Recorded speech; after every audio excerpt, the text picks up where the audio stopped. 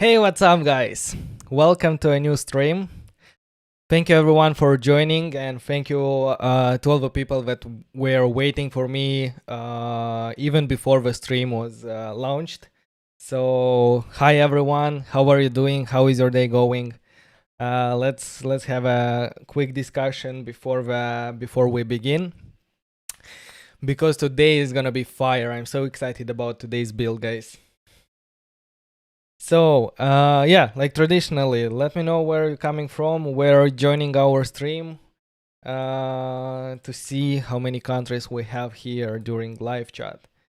So, yeah, I already see a lot of people saying no expo, please, no expo. And yeah, this build is specifically for you guys. We will not gonna be using expo this time. Yeah, we're gonna use CLI. For me, it's pretty weird why so many people kind of hate Expo, because I feel that, yeah, like it's pretty easy to get started with it. But yeah, a lot of people asked to work with React Native CLI, and that's what we're gonna do. So let's see. Hello from India. Hello. Bangladesh. Hello. India. Hello. Ablock is asking, how are you? I'm very excited about today's build, and yeah, let's see how it goes. I've been preparing the whole day today, and I think it's gonna be like just the right level of complexity, and we're gonna cover a lot of stuff today. I'm gonna give you a brief overview of what we're gonna do today shortly. So let's wait a bit for people to join, and in a couple of minutes we can get started. All right.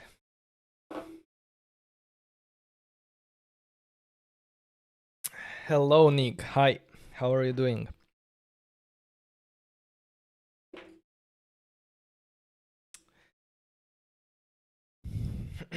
So I think we can get started. Let me just adjust everything to make sure that you can hear me.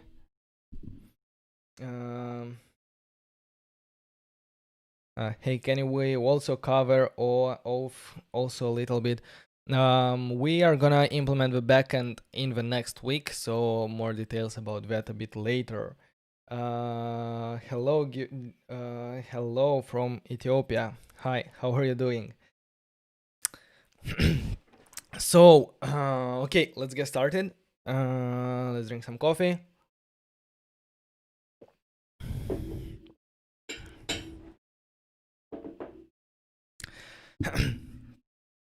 What's up, guys? How are you doing? Welcome to a new build, and today we're gonna clone Airbnb using React Native. So yeah, let's jump into it and see what we are gonna build by the end of this tutorial. And I'd like to mention that this tutorial is intended for all levels, even if you're a beginner, because I'm gonna walk through all the steps that I'm doing, and I'm gonna explain everything that I'm writing. I'm not gonna just copy paste from somewhere and not explain it. I'm gonna write everything. You will explain, and hopefully it will help you follow along.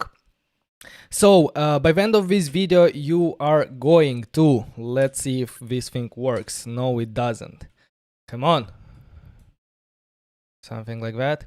Yeah, by the end of this video, we are going to build the Airbnb mobile application, and we're gonna start with the welcome screen that Airbnb presents us when we get into the application. Here we will have a search button that will redirect us to another page where we can search for locations and accommodations.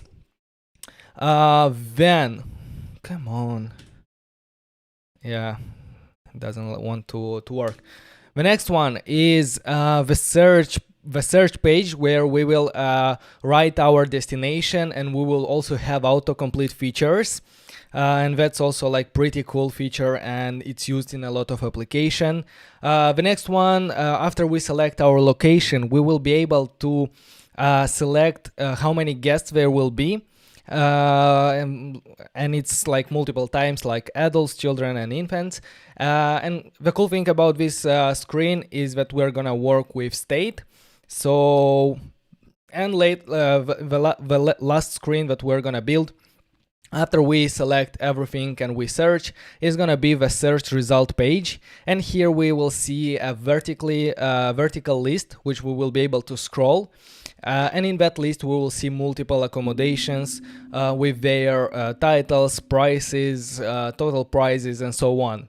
So yeah, this flat list with posts is something very common in a lot of application, and we implemented it in all our builds. So I think that everything that we are gonna learn today is enough to create like most of application that we have nowadays on the market.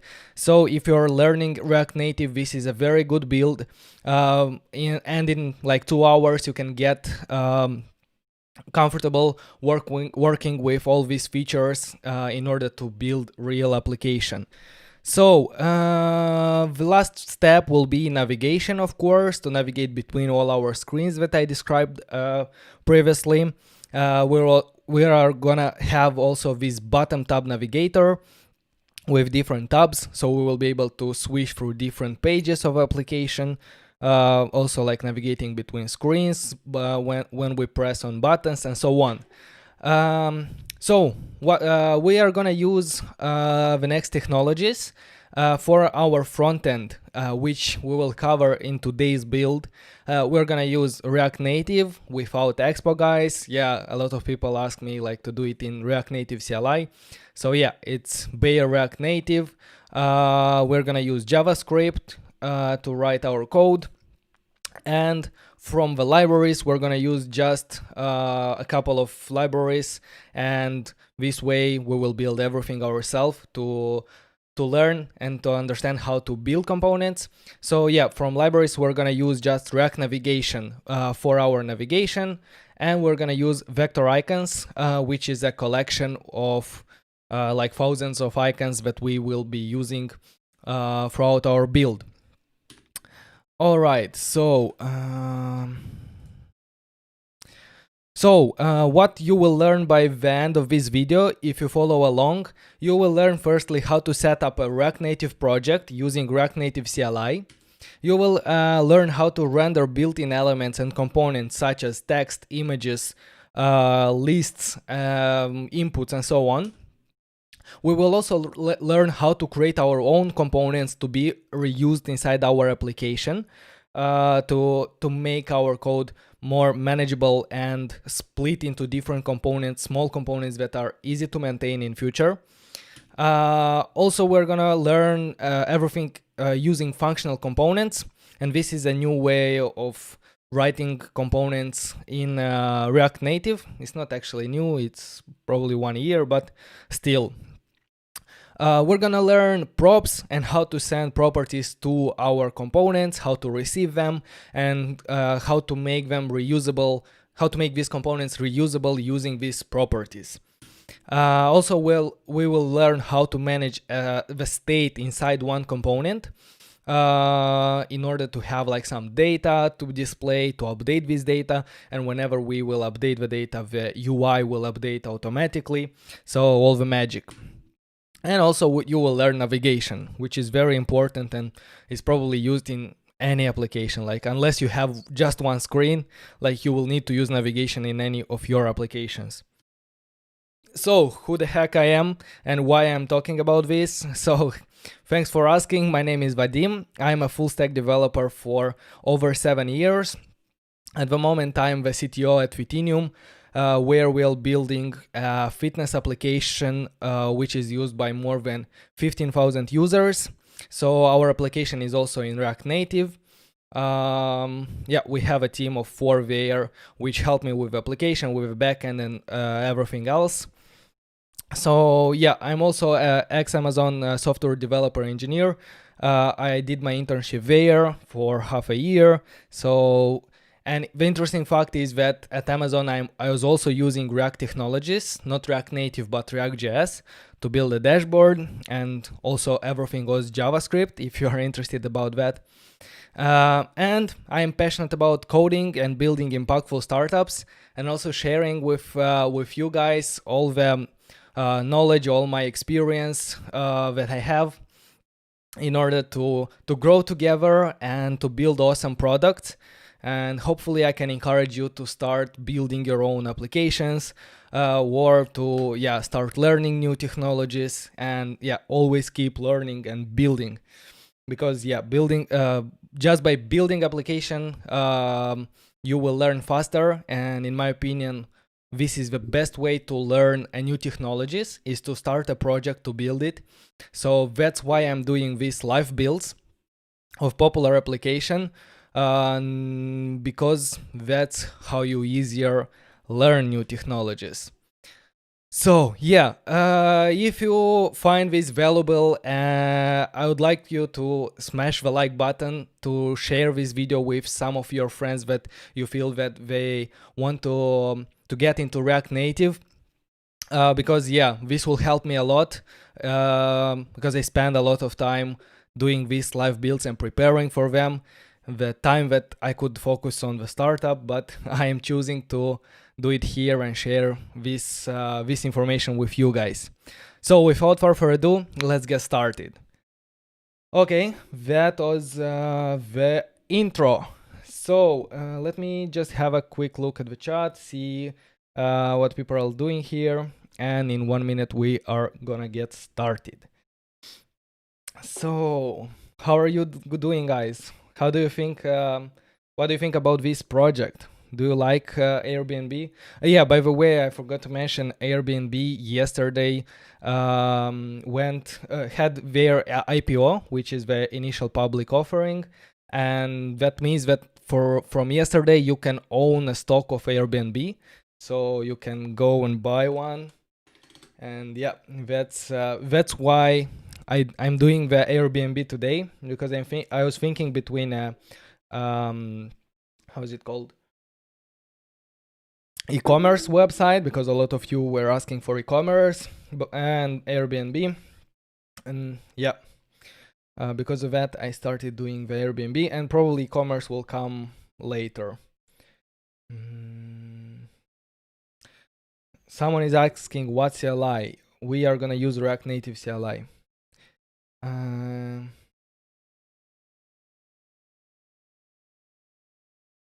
Yes, if you have some experience with React.js, that's gonna be very easy to get into React Native, because the only difference is like how you render components and what components there are like built in. Like you don't have a div, you have a view and so on. But other things like are pretty similar to React.js. So would you do Uber or Lyft ride up clone next? Yeah, I was actually thinking about Uber, and it's pretty challenging application which works a lot with maps, and I should get into these libraries that handle maps and to understand like what limitation they have, because I haven't been working with maps lately for this specific reason, like to show like everything.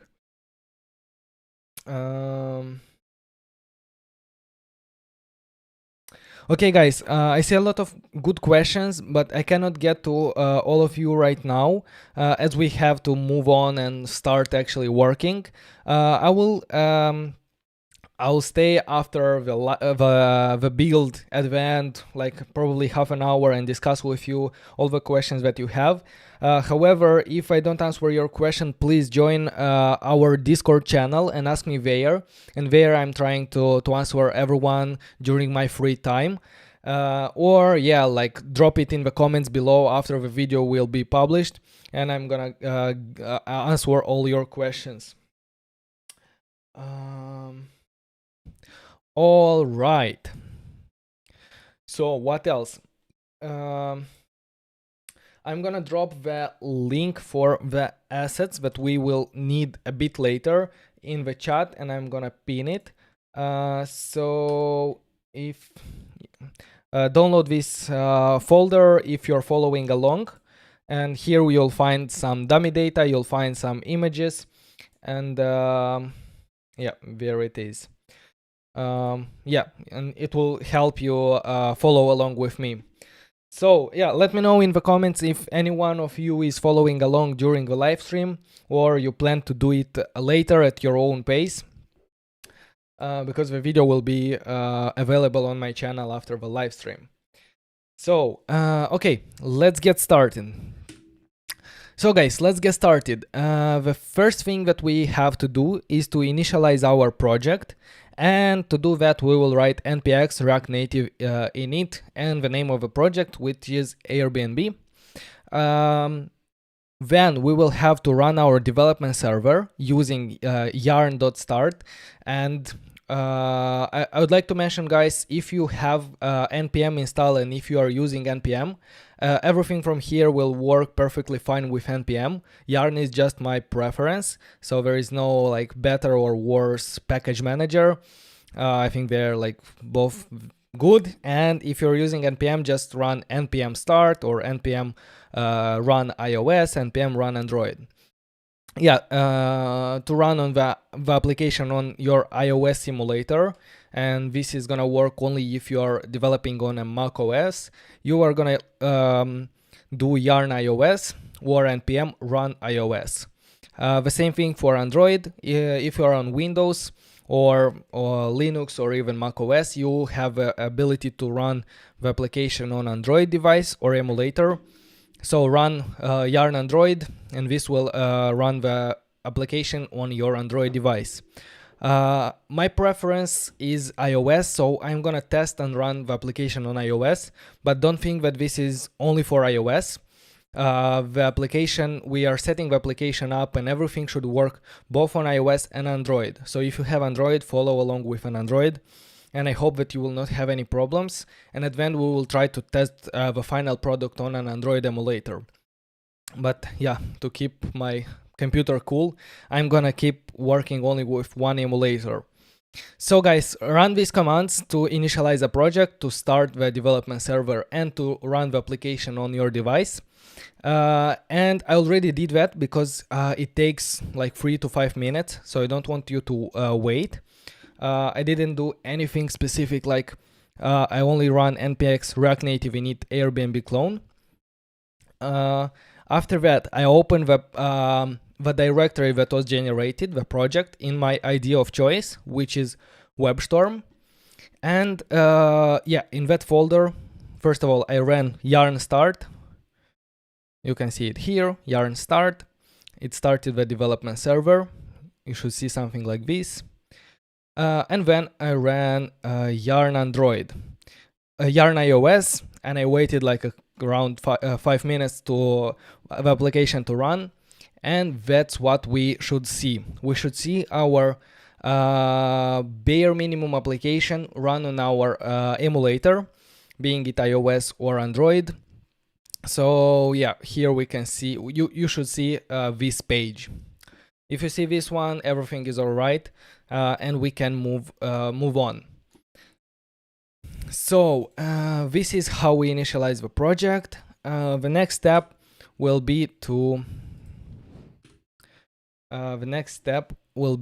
install vector icons, and this is a third-party library that we are gonna use to render our render icons in our application, and we will need them a bit later, but I decided like let's set up everything and then we can get into the interesting parts of a build. So you can find more information about that just by writing React Native icons and checking their documentation. But I'm gonna go ahead and install React Native vector icons. If you have npx, do npm install React Native vector icons. That's similar to yarn add. So we're gonna install them here. Then we need to add the app fonts into our info file for iOS build. And yeah, we will find this information in their documentation, because we need to tell the iOS build to take and copy all the icon set that we have, because this library contains a lot of icon sets, for example, and design and typo and so on. So we will go here, list of available fonts, copy and paste in info. Let's go grab them, go back to our project. In the root folder, we will see the iOS folder, then the name of the project, which is Airbnb clone or Airbnb if you named it Airbnb. And here we have info. We are gonna scroll down, and before closing the dictionary, which is probably line 56, we are gonna paste our fonts here. So it should look something like that. So for Android, we also need to do a step in order to copy this font. So let's copy this. You can find this line also in the documentation, somewhere here. Yeah, for Android, here is the line. And let's open our Android folder, app, source, no. Yeah, app, build Gradle. Android, app, build Gradle. Make sure it's in the app directory, because there is also one here, but we need the one from the application directory. And we need to paste it, let's check where. Let's scroll a bit.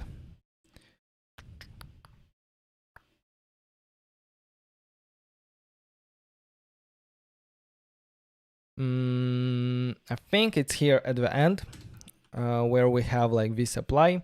So we will apply our fonts. And that is the setup for Android. And the last step, and this is only if you are developing for iOS, and it's not Nix but npx. Come on, npx. Yeah, we need to run npx pod install iOS, and this is the step to install all the native dependencies, all the pods for our iOS project. npx pod install iOS. Yeah, this will scan the pods and it will install. If you are developing on Windows and only for Android, you can skip this step. You should skip this step because it will fail. You will not have the pods. Yeah, here we go. Now let's test if our icons have been installed correctly. So we will go into the root folder, app.js, and let's import an icon. So let's import here, let's import the ntypo from React Native vector icons /ntypo.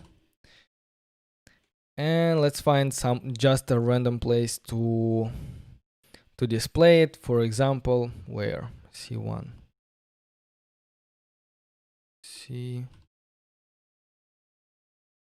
where is this C step 1? Somewhere here we need to, yeah, this one, step 1. And we can display here the ntype.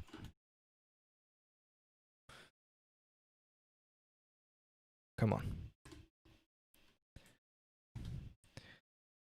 And the name of icon will be, let me try. Yeah, let's see if this one works, just analytics. This is just for testing if everything works correctly. Size 24. I'm gonna explain more about how to use and how to import these icons. Let's save. The only thing that we need to do is we need to rerun our application on the emulator. So Yarn iOS or Yarn Android, because we installed some libraries and they are not yet there. So let's run Yarn iOS. We will wait a bit until everything builds and we should see our icon.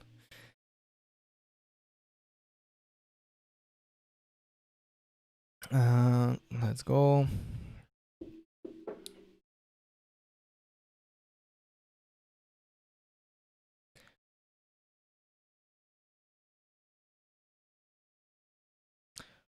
build successfully, and we should see our application updated.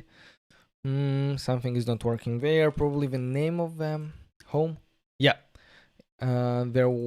If we change the name to the home, we will see here a little home. Hopefully you can see it. I have this. Come on, I should. Yeah, here is our home. Should learn how to use this tool. All right, so yeah, that's how we installed vector icons. We made sure that our vector icons are actually installed, we can use them, and we will be able to use them later in our project. That's cool. And now let's just real quick clean everything that we have right now, and we will have a clean project to start working on. So let's close this one. From our app.js, I will probably delete everything in our safe area view. Let's delete, and even the safe area view I will leave it a bit. I will explain later why. So styles, we don't need any styles for the application. We can safely delete them. Here we will delete everything that we don't need. What else? Okay.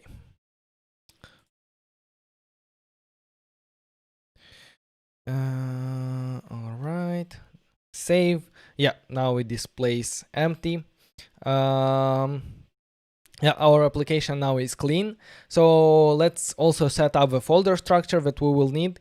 So I will create everything in a source directory. And I like to keep all the files that I'm actually writing in a source directory. And in our directory, we will need a directory for all components. Let's create it right now. Components, yep. A directory for our screens. And a directory for the navigation. That's probably it. Also in the root directory, let's add another directory for our assets.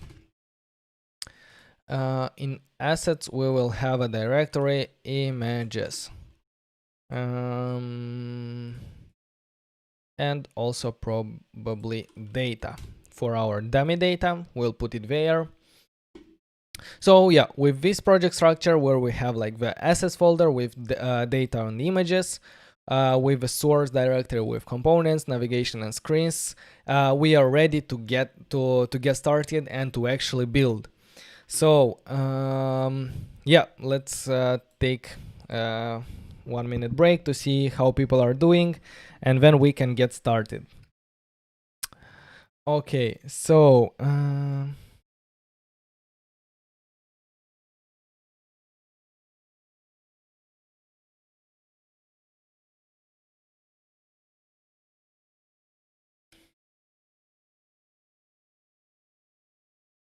how can I run the iOS simulator? So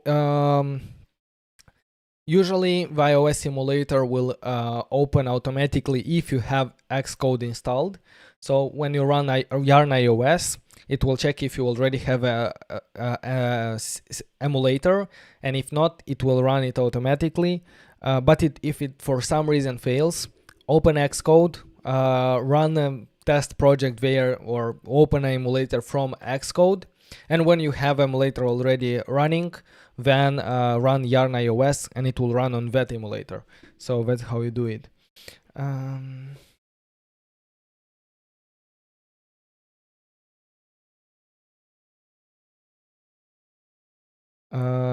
Priyank, hello, how are you doing?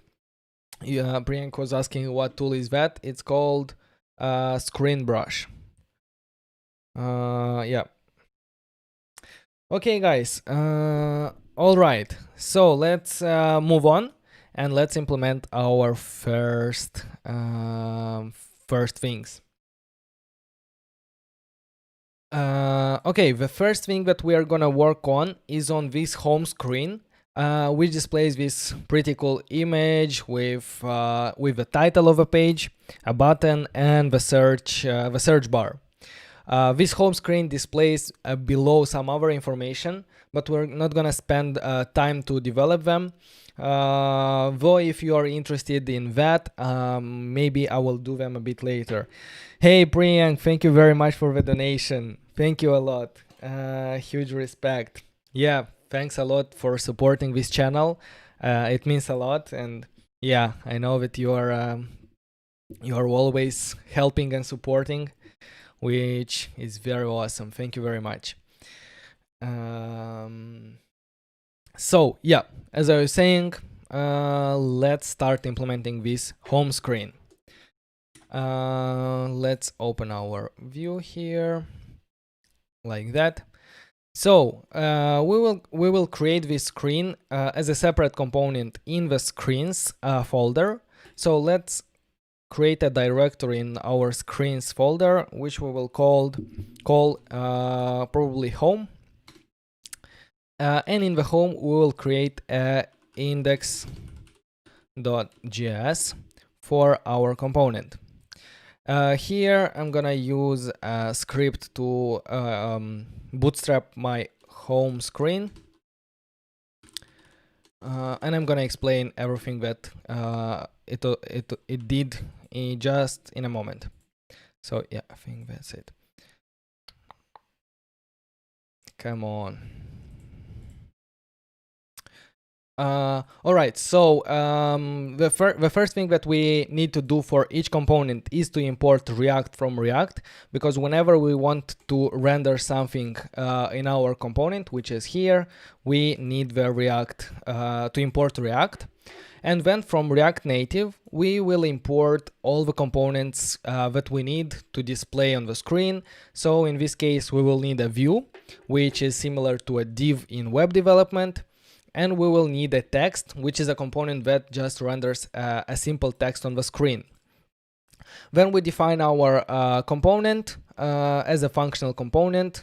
Yeah, it's a functional component, and at the end we export this component.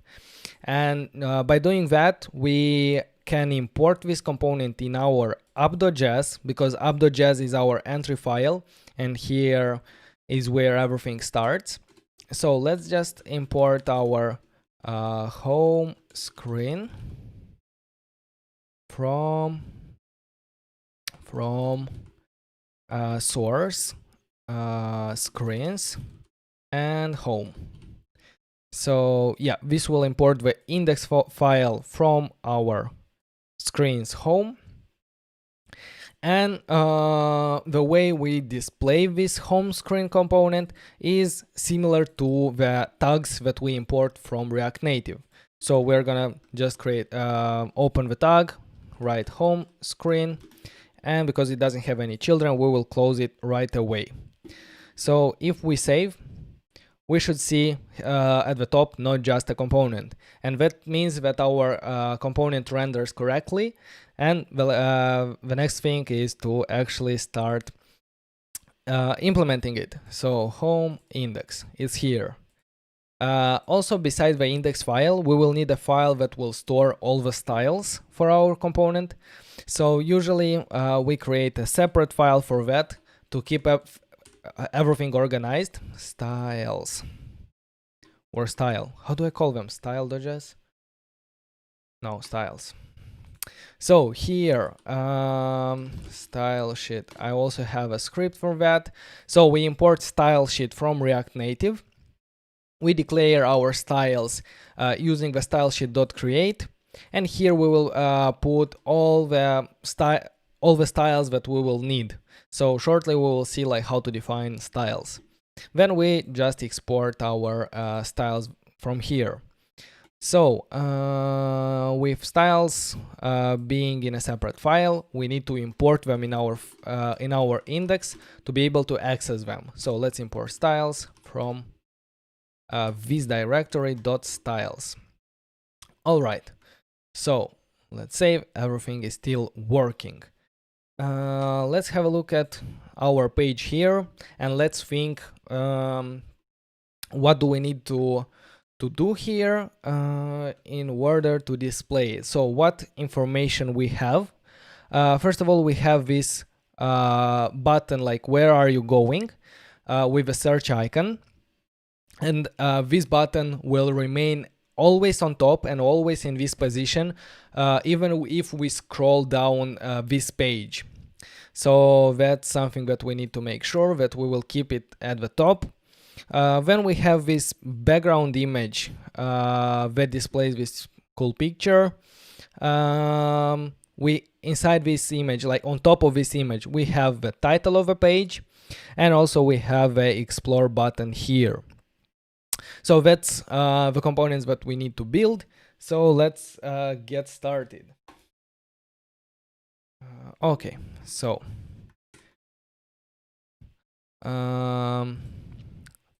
in our view, just a second, guys.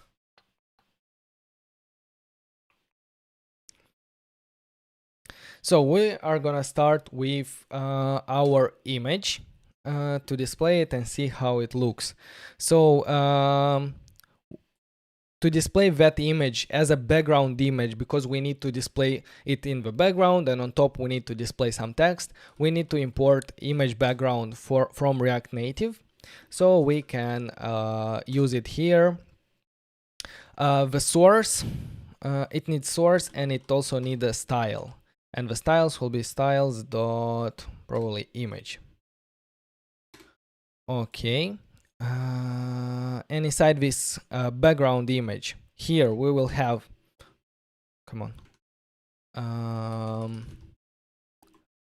title, and we will also have button.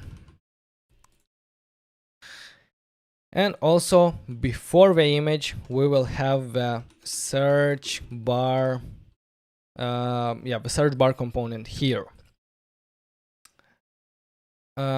So for the source of the image, like what image we need to display, we can take it from the Google Drive, from the folder with the assets that you can find in the video description or in the chat. So let me just grab it, find it somewhere. So I will drag and drop the wallpaper in my assets. Come on. Not here, but in my assets.images. So here is the wallpaper images. So yeah, we import it there, and now in our home screen we need to point to that image in order to import it. So we're gonna do require, and the path to it will be, come on,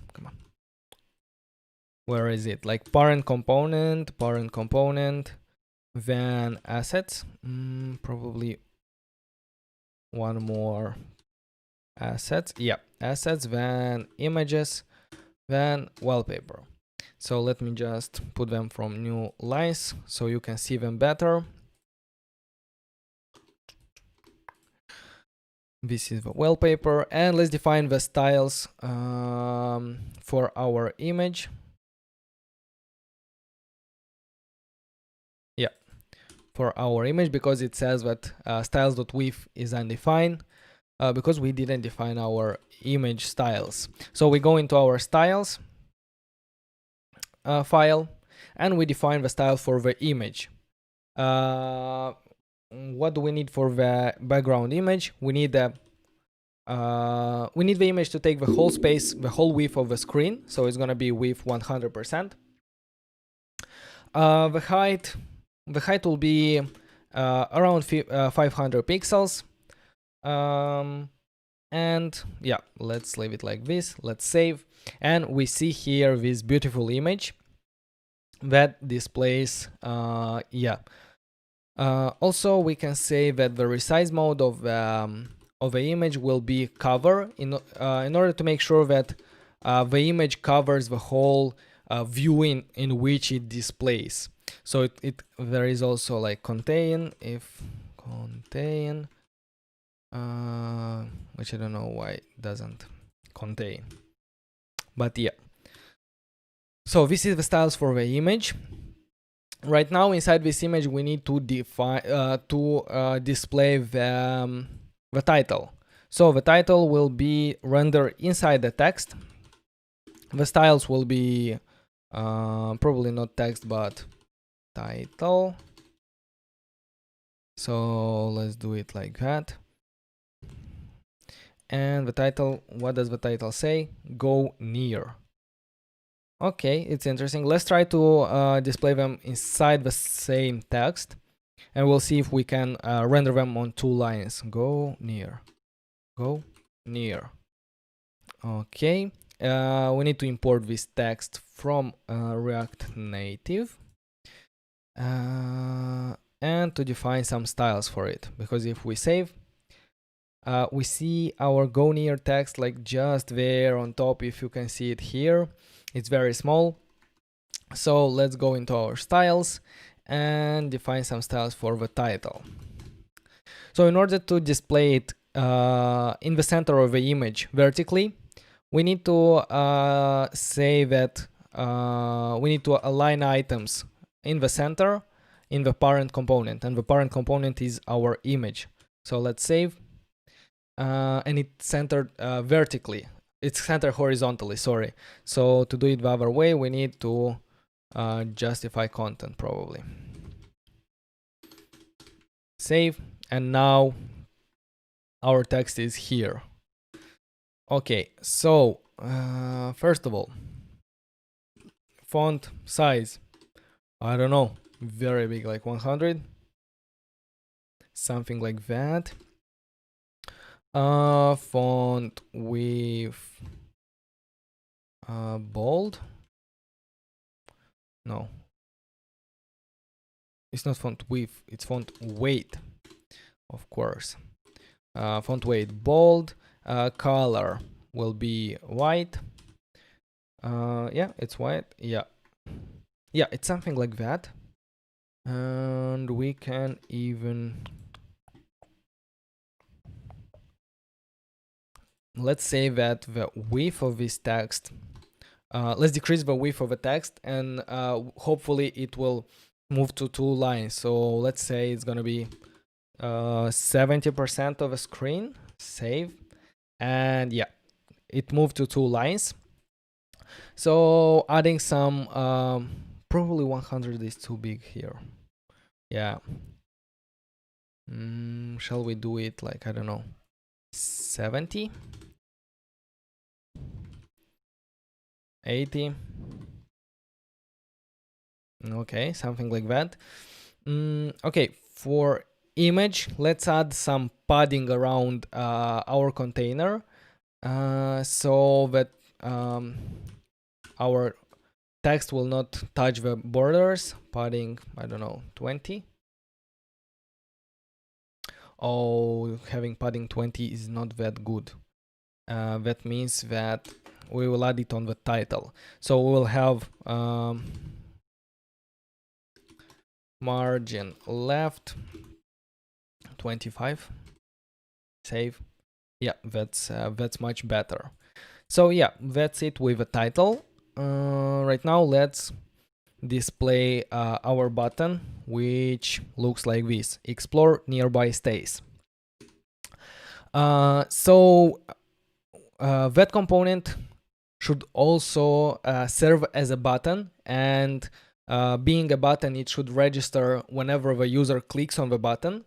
So in order to register these on press events, we will be using the pressable component from React Native. And now I will move everything from new line to have them much cleaner. Come on. Like this. So for the button, let's use this pressable. Styles will be button. On press. On press, here for on press, we need to send a function that is going to be called whenever we press on the button. So for now, let's just do a console warn explore button clicked, to be sure that we actually register the presses of a button. We need to close this pressable, and inside the pressable we will render a text, and this text will say explore nearby stays.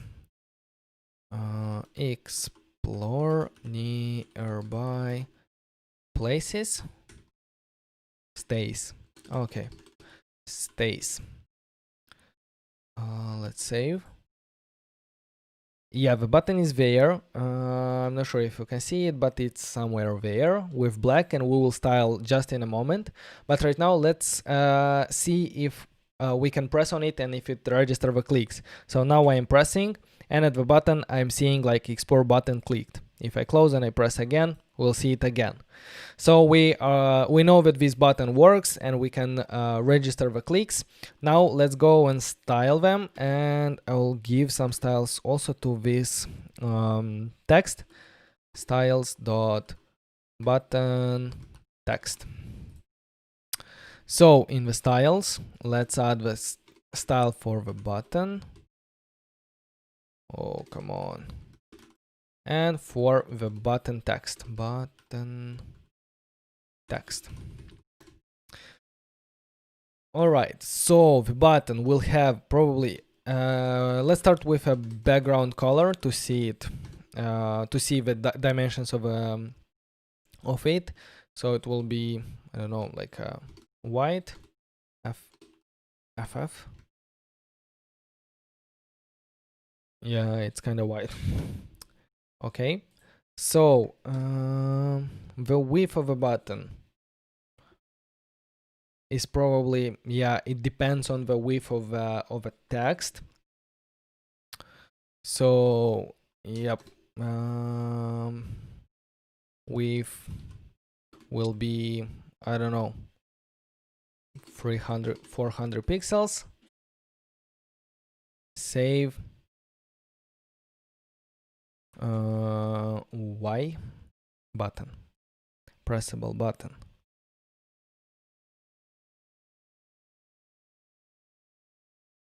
Width 200. Okay, 200 is better. Margin left will set also 25 pixels. For the height, we will say, let's try 30 pixels and see how it looks. A bit bigger, 40.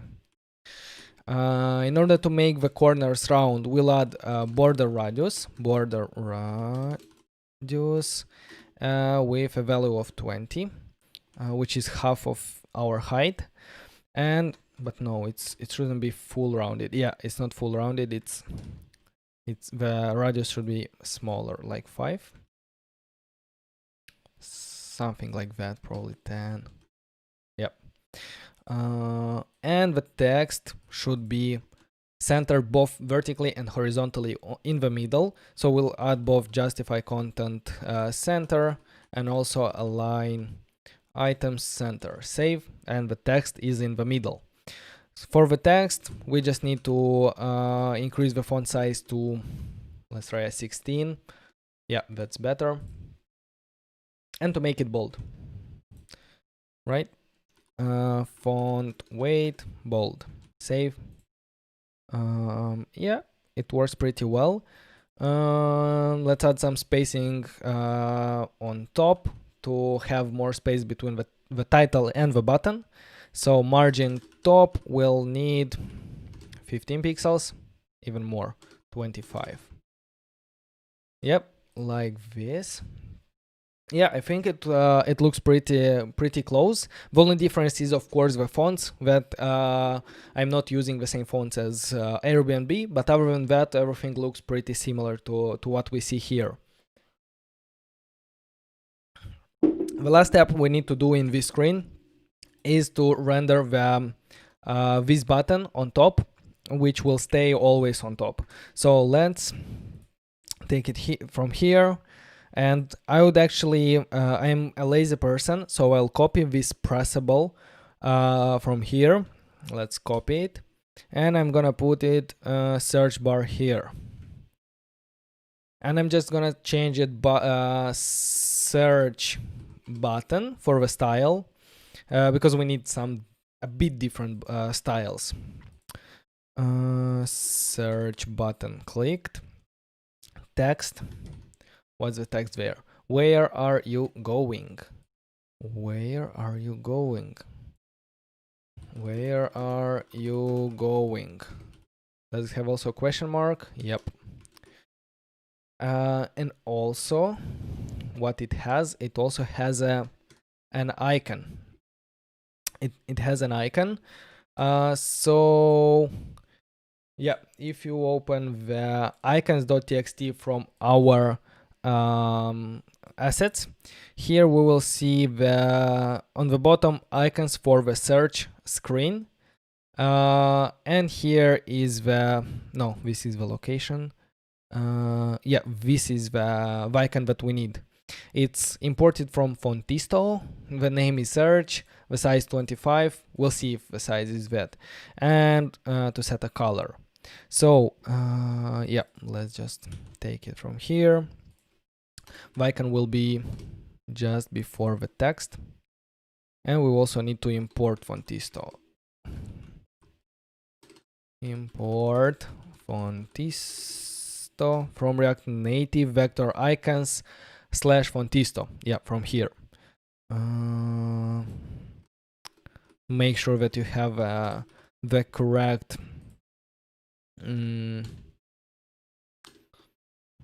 codes. Yeah, and for the color, come on, Vadim. The color will be. I have it somewhere. Let me think where it is. Yeah, I think I know. So let me just find the color that we need to use. Probably here. Yeah, it's this one. So it's F15454. This is this interesting color. Text string must be rendered within text. That's because we don't need this semicolon at the end. Let's save. Right now we see we see our icon there. We need just to define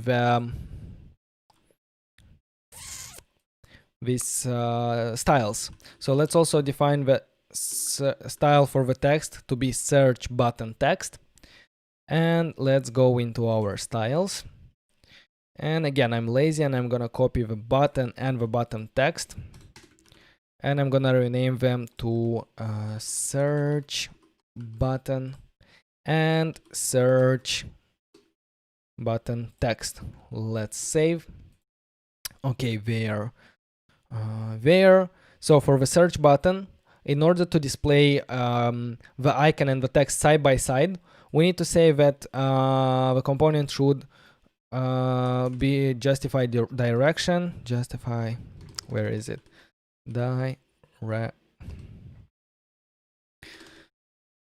Content, no, justify. Vadim, justify flex direction. Yeah, flex direction row. From time to time I also blank. So flex direction row, which will put the icons side by side. Our width should be full screen. We want to display it based on the screen width, so we're gonna delete this width from here. Save, it's in the middle.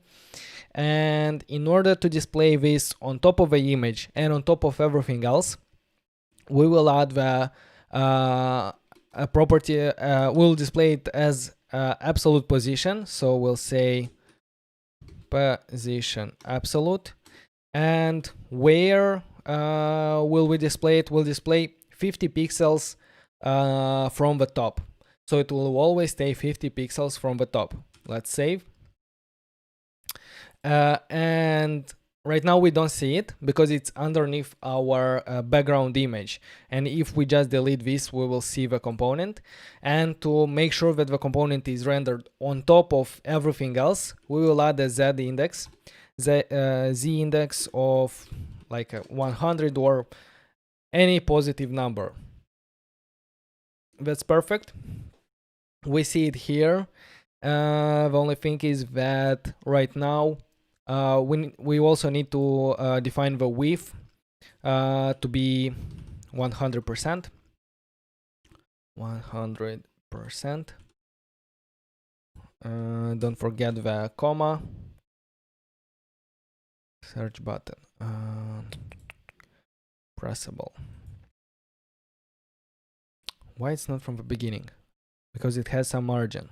Yeah, it has some margin. We don't need the margin left. We don't need the margin top. Let's save. Yeah, right now it's full width. And now we can define some margin horizontal, which will add margin on the left and the right, around 10 pixels.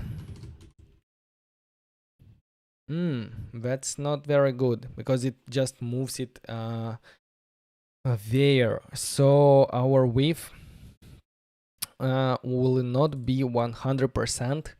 Our width will be dependent on the dimensions of the screen minus the margins that we will define. So to do that, we need to import dimensions, and we need to say that width is dimensions dot get dot dimensions dot get screen, get or window or screen, I don't remember, screen dot width, and this will make the width the same width as the screen size, and if we save it will still be overflowing. So we need to subtract the margin left and the margin right, which each are 10, so in total is 20. Quick math, big brain. So let's save, and now we see that the width of the button is as we need it, as we expect it. So do we actually need this margin horizontal? Just to make it somehow in the center, but yeah, like this is good. So the radius should be of a button rounded. The button should be rounded, and that means that the border radius should be 20. Save. Yep, it's there, and I think it's even taller. Yeah, it's much taller. It's 60. Yeah, 60 is good. And if the height is 60, the radius should be half of the height, 30. Perfect. I think that's good enough. Right? Yeah, I think so. So maybe not top 50, but top 30, and it will be, yeah, somewhere even top 20 to be closer to the top of the screen. So if we press search button clicked, if we press on this one, explore button click. So now we have two buttons that each of them handle the clicks individually, and we are displaying this button on top of everything else. So whenever we will scroll up and down, if we will have much more content there, we will be able to see the button always on the top. So yeah, that's it with the screen, with the home screen. And let's real quick commit everything to Git, and we can move on. So how do you guys feel? How is it going? Are you following along? Yeah, and git add, git commit, init, and home screen. The link to the Git repository will be available in the description of this video after the video is published, and I will push everything to my Git repository, so you will be able to see everything by commits and check, like, if you have any issues, check the difference of my code and your code, and it will be easier to debug if you have any issues. So yeah, that's it with the home screen. Search button is done. A background image, awesome. Page title, yeah, it's here. Explore button, done. All right, so Alex is saying looking good, thank you very much. Watermelon, good, hello. um Thank you very much, Taif. Thanks for joining. So, hey Vadim, great tutorials, mate. Really appreciate your work. Just wanted to ask you how to reduce the size of app built with Expo CLI. I don't think it's possible to reduce much the size of app with Expo if you don't know like what you exactly are doing, because you might be able to remove some dependencies that you're not using, because Expo comes with a lot of pre-installed dependencies, and if some of them you're not using, you might delete them, but that's a bit risky. So yeah,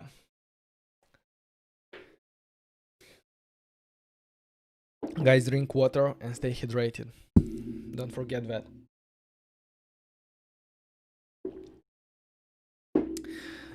Yeah, for everyone who has joined just now, we are building a React Native clone of the Airbnb mobile application.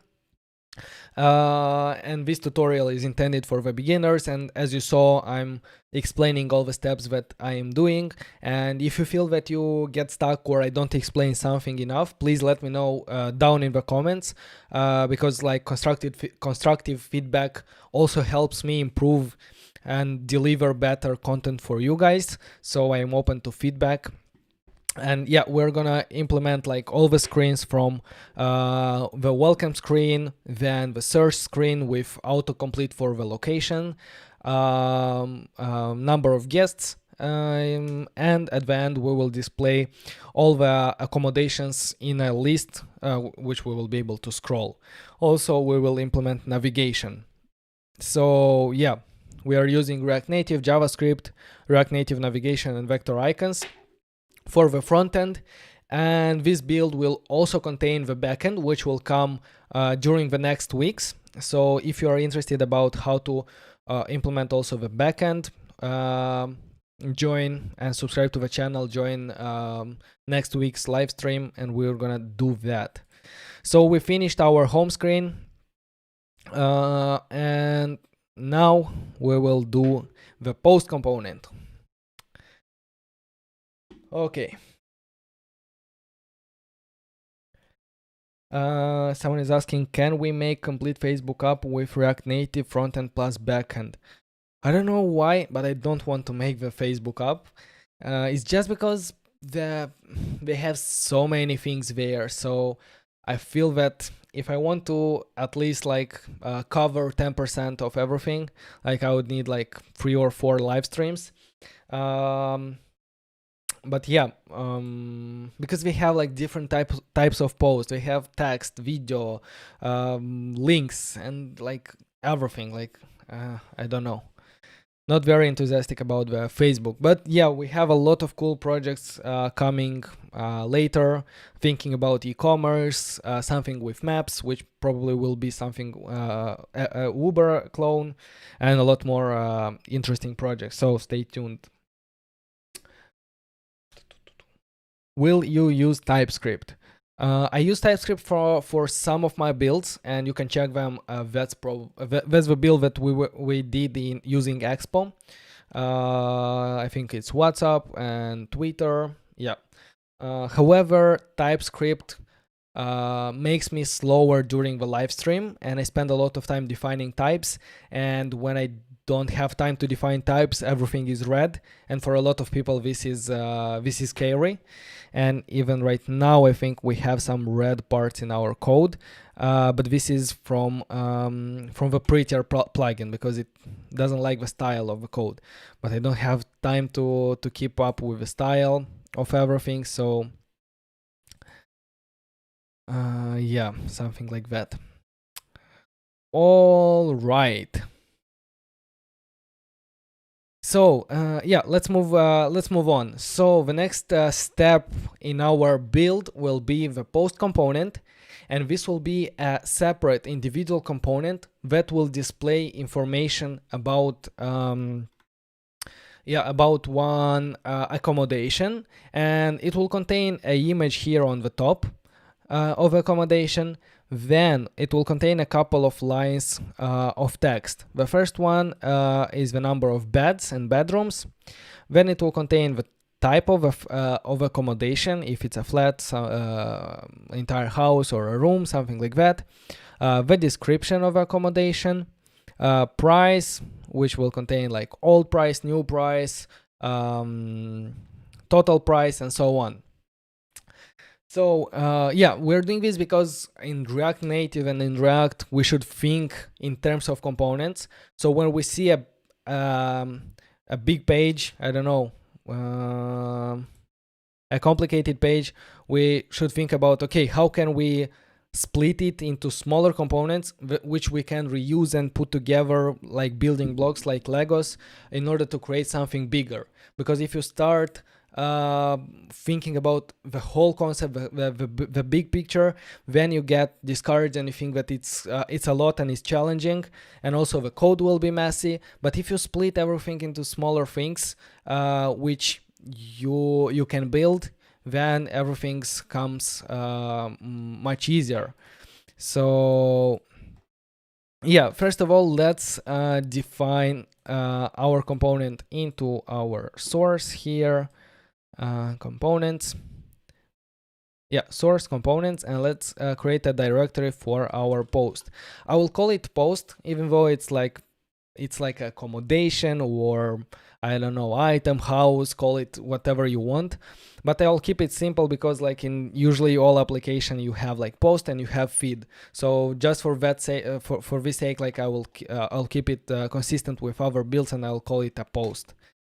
But feel free to call it something better. So I'll declare the index.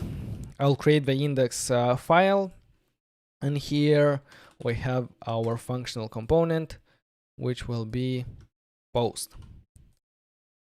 Okay. Let's also define our styles.js style sheet. All right, and let's import import style sheet, import styles from styles.js. Yeah, that's the structure of our post. So if we save, we will not see anything changed in our application because we never imported our component called post, and we never rendered it. So in order to do that, I will go into our app.js. I will import, let's just duplicate this one, and from source.components.post, I will import the component post. So instead of rendering the home screen, I will render the post component. So if I save, I see right now here on the top, not just a component. So we know that we are rendering our component, so we can start working at it and see the results here in our emulator. So I'm gonna close our app.js, and I have only the index and styles of our post component. Okay, now let's see what we have here. So let's start with displaying the image. Okay, view. Our view will have some styles, and we're gonna call it container because it contains everything. And this view, if I can, this view will contain all our posts from here, like top to bottom, and that's why we call it container.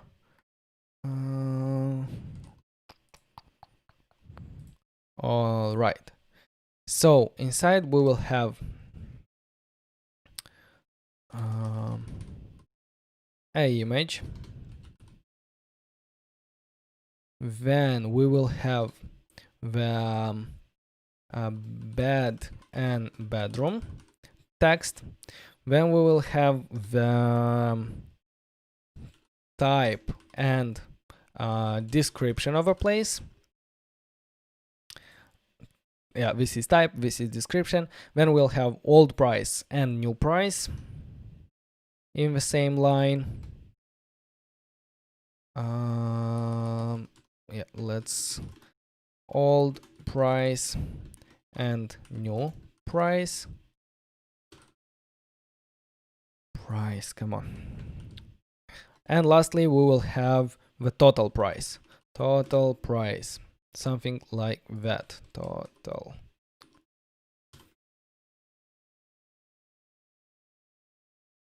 Hey, Daniel, thank you very much for the donation. Daniel is asking, do you have Airbnb stock? In general, do you have stocks of companies that you use for tutorials? I didn't buy Airbnb yet because they are selling from yesterday. So I should look into that and I should analyze if I have to buy the stock. But yeah, I have probably stocks for application that I'm using. Which one? No, I don't have any of those stocks. So yeah, let's continue our build. Thank you very much for the donation, bro.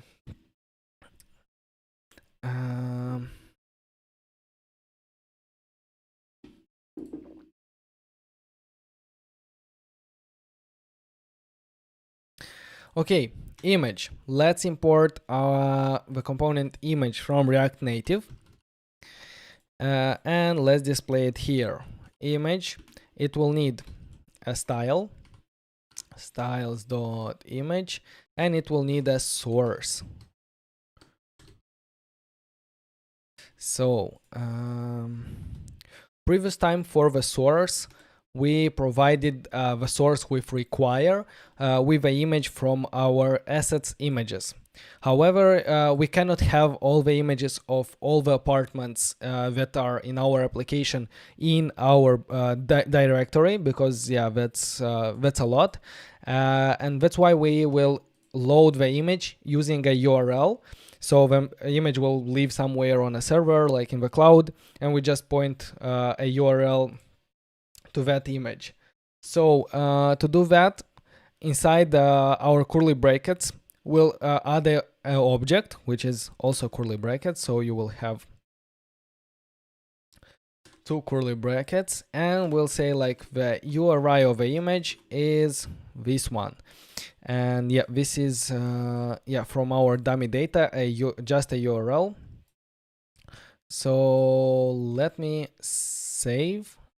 No, first let me define the styles, because again it wants a width. So the image,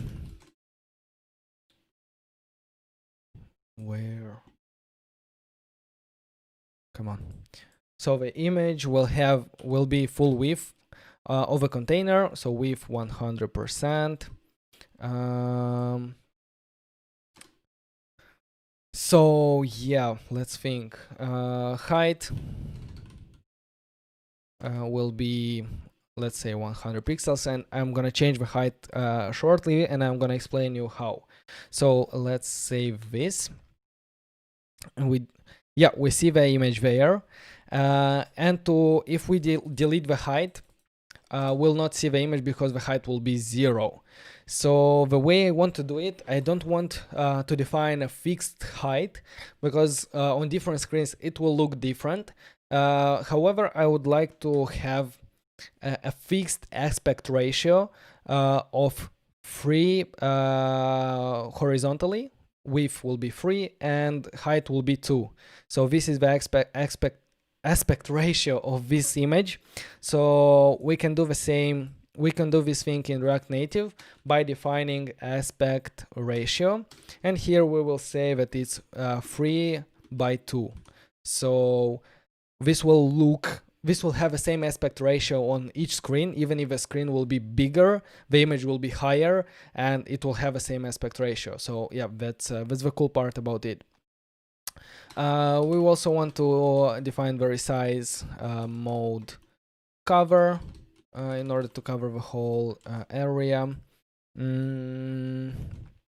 And also we need to define some round borders, because yeah, that's how it is, and I think it looks pretty dope. So border radius is, I don't know, 10.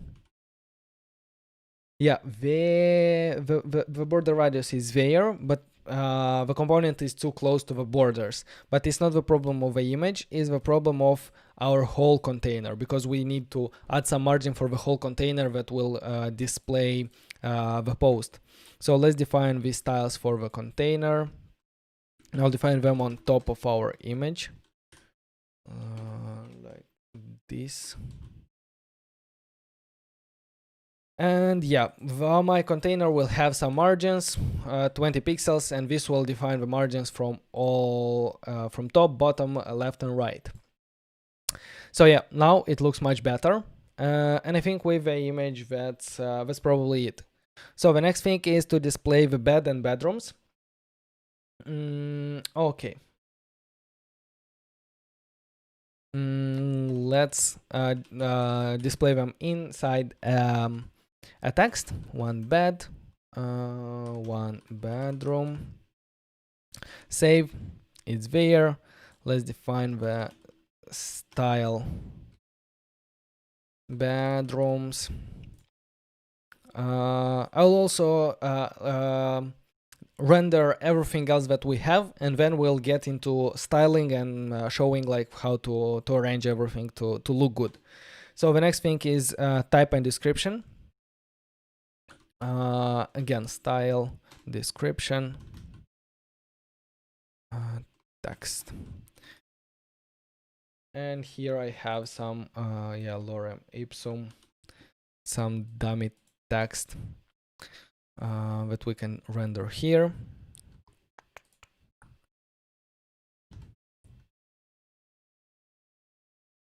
What happened to you? Oh, this one should be a closing tag. Let's save. That's good. Old price, new price. So here we'll have the text for the prices, styles, prices. Inside this text we'll have another text, and we will nest different text, because as we see here, each text has different style. So the first one is a bit light gray and it's crossed.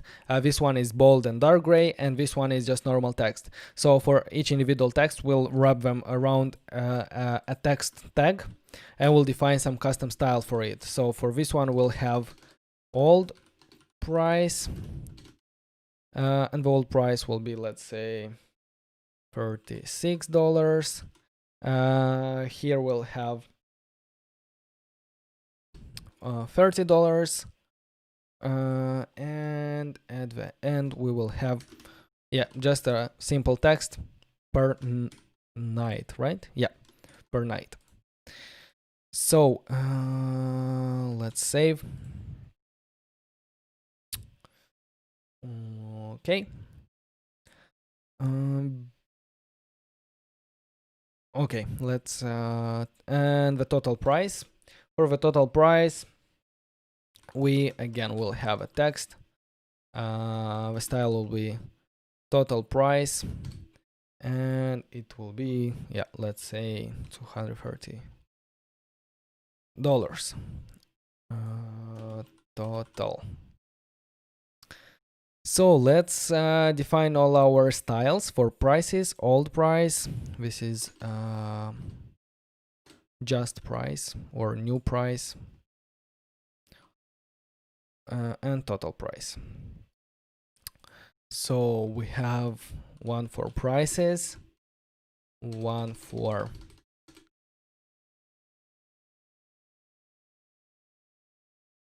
old price, one for a new price,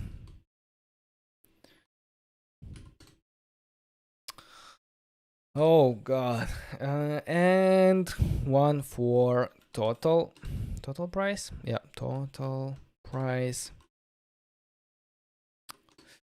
Also for description and bedrooms. So that one is a bit on top here. Description and bedrooms.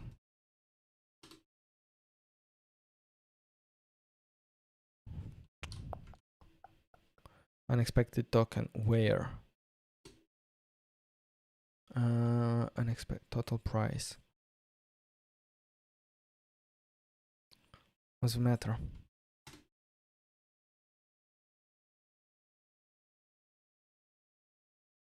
What? Do I have an extra opening, closing? Oh yeah, here we need an extra closing. Yeah, like that. Okay, so let's define real quick the styles. So for the bedrooms, we need the text to have some padding on the top and probably on the bottom. So we'll add margin vertically to vertical 10, like that.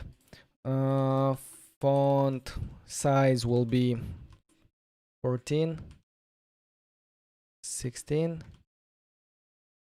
I think it's default 14, so we will leave it like that. And we'll change only the color to be a light gray. So the color will be, I don't know, I'll add a random color here and I will pick a very light gray. Something like that. Save. Yeah. Yeah, it looks good. The next one is description. Here the font size is a bit bigger, so font size will be 18, let's say 18.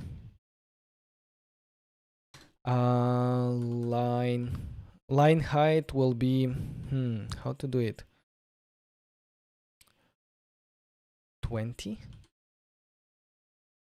What? As a number, let's check to have, yeah, let's say 26 to have more space between the lines. And we don't want to render that much text. We want to render only 2 lines. We can accomplish that just by saying that the text of a description should have number of lines 2. So if we save, we see that at the end of the 2 lines, the text wraps and we have 3 dots here. So yeah, that's how we display just 2 lines.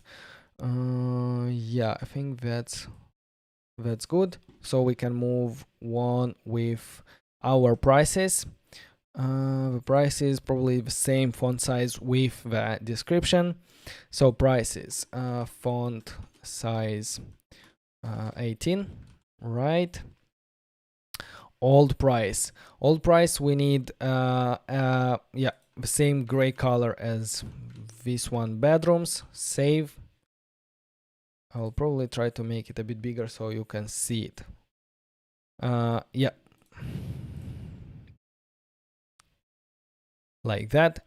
And also it needs to be crossed, and to do that we have this line decorator text. Okay, text decoration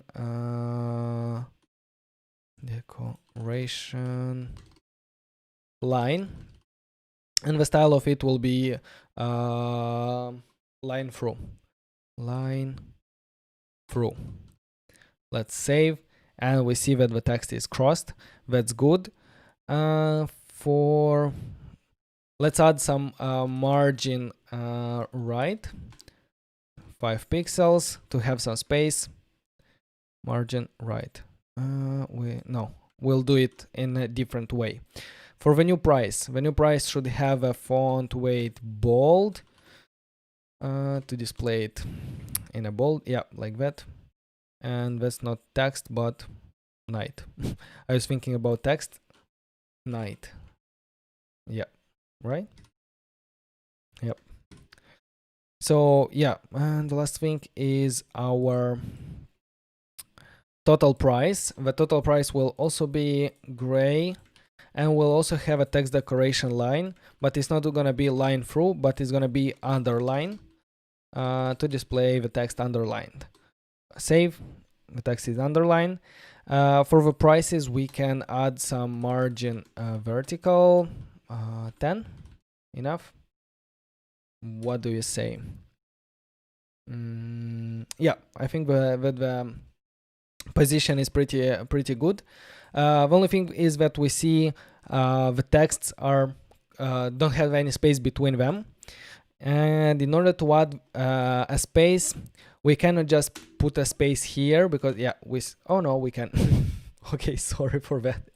Yeah, we can do that, and we'll be able to do that as well here.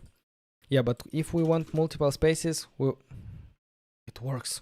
How? Why before it wasn't working and I had to do some life hacks? Okay, never mind. So yeah, let's add some space there. I will add even the space here.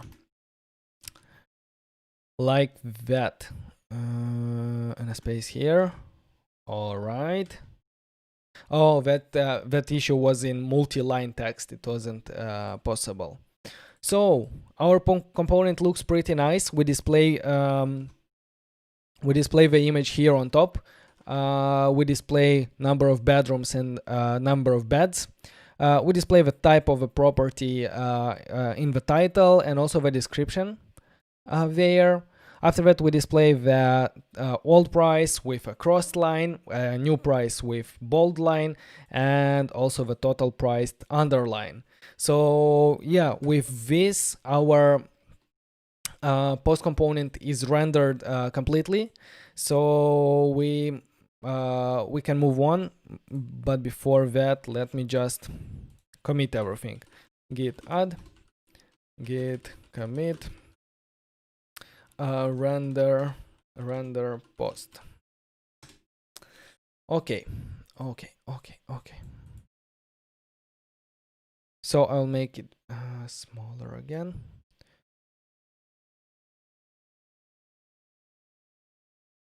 So guys, how are you doing? Are you still here?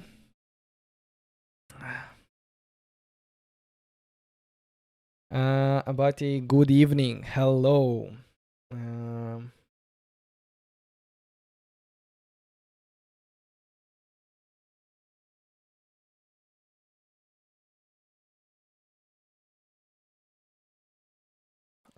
Someone is asking, I'm new to React. Is React.js and React Native same? What is the difference? React Native and React.js is not the same. With React.js, you build web applications.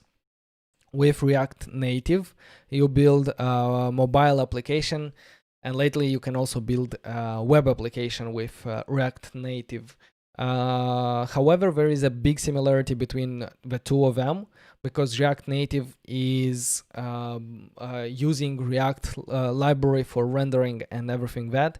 It just has some particular bridges between the native code in order to run the application on mobile, on iOS and Android systems. So yeah, it depends what you want to do. If you want to do web development, you can start with React.js. If you want to work with mobile development, you can start straight with React Native, even though a lot of people are saying that firstly you need to learn React.js and then move to React Native. I don't agree, and I think that starting with React Native is also a good option, and you can get going pretty well because it's not that difficult.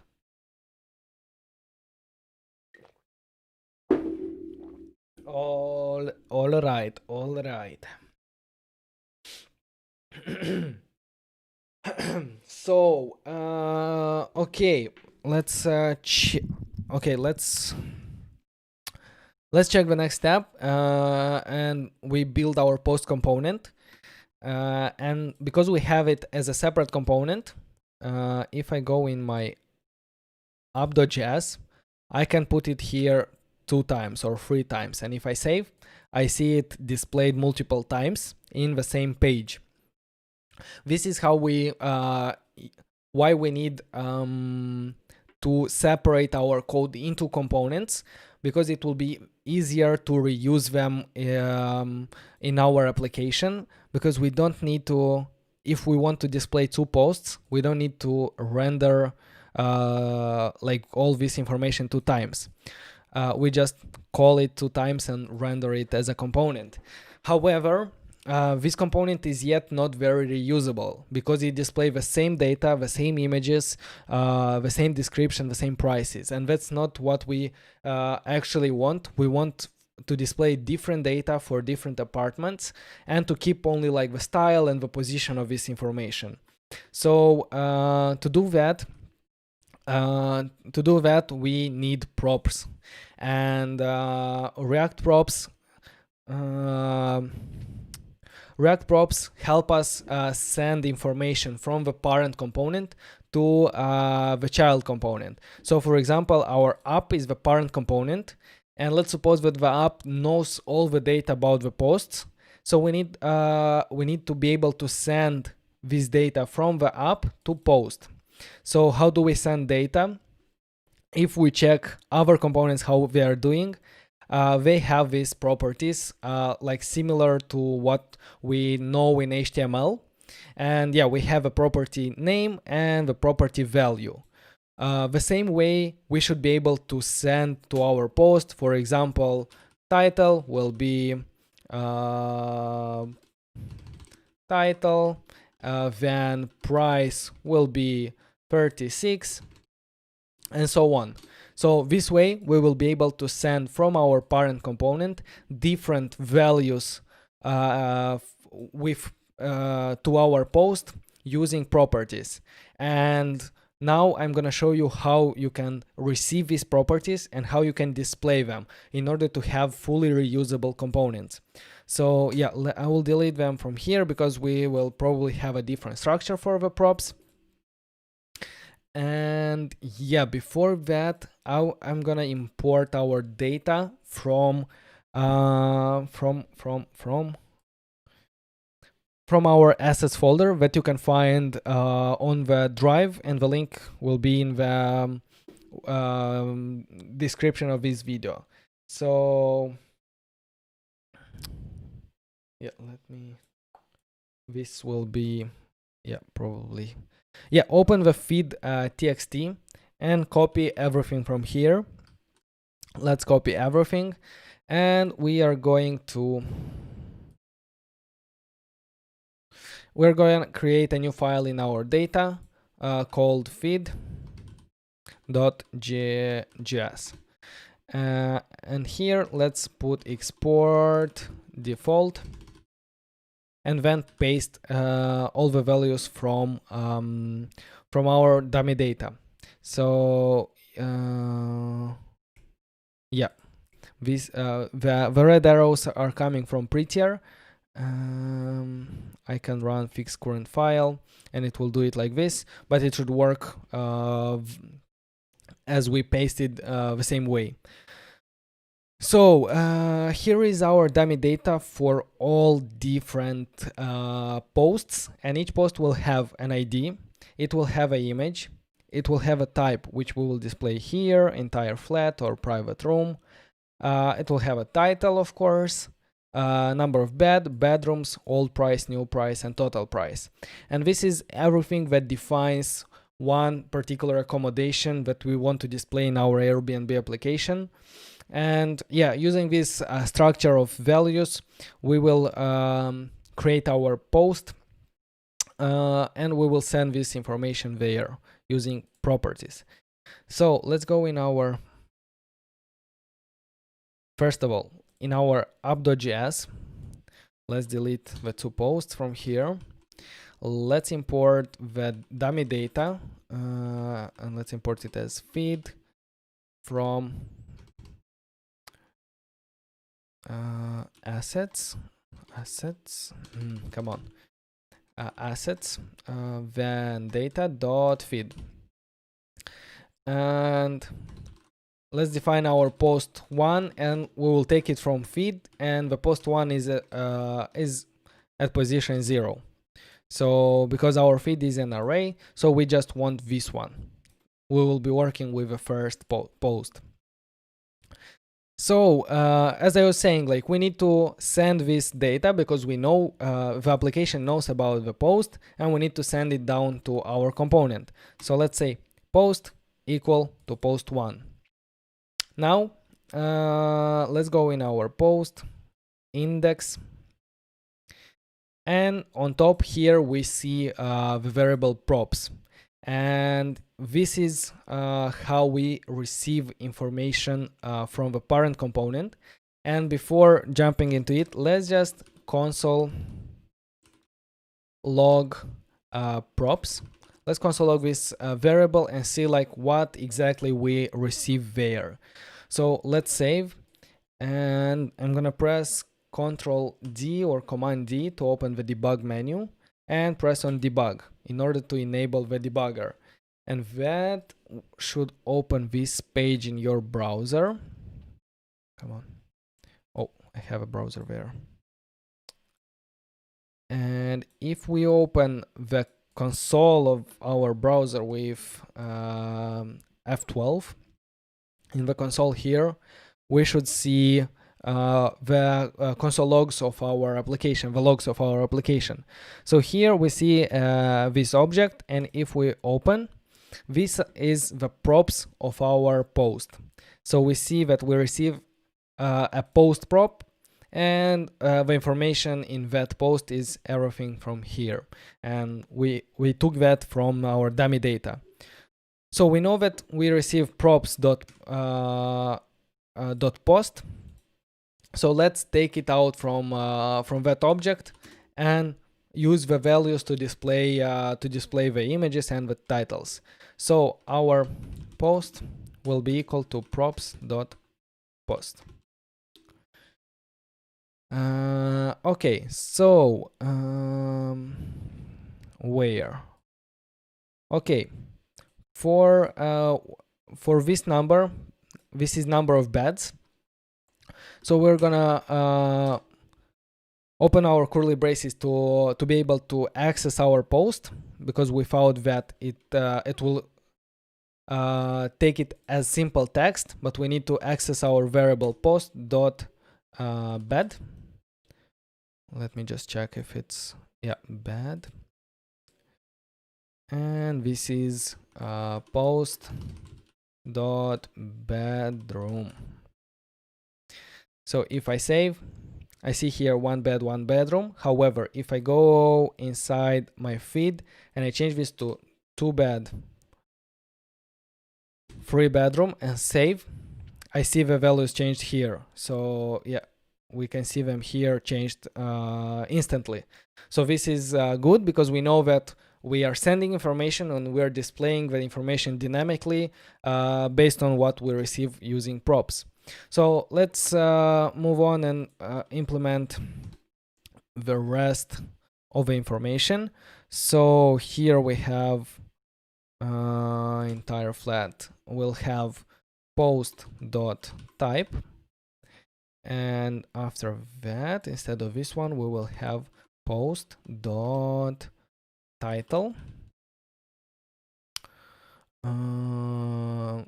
This is our old price, post.old price, and this is our new price, post dot just price, yeah, price. And this is our post dot total price, and also the image. Let's not forget about the image. And instead of the hard-coded URL, we will have post dot image. Let's save, and now we see that the information updated. And this is a private room. It's a bright room in the heart of a city, $26 per night.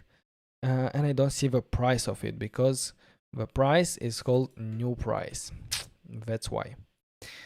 Instead of post.price, we will put post.newPrice. Let's save. And now we see the new price there and the total price. And that's, my friend, how we can send properties and display them dynamically in our component. in order to be able to reuse it, because right now I can have here the post too, and just by sending a different data to our component, we will see different information on the screen. And this is how we build reusable components with that will receive information from outside and will render them there. So that's everything that we have for props right now. We will be using props later, but I'm not gonna go into that much detail. So yeah. What do you think, guys? How are you feeling?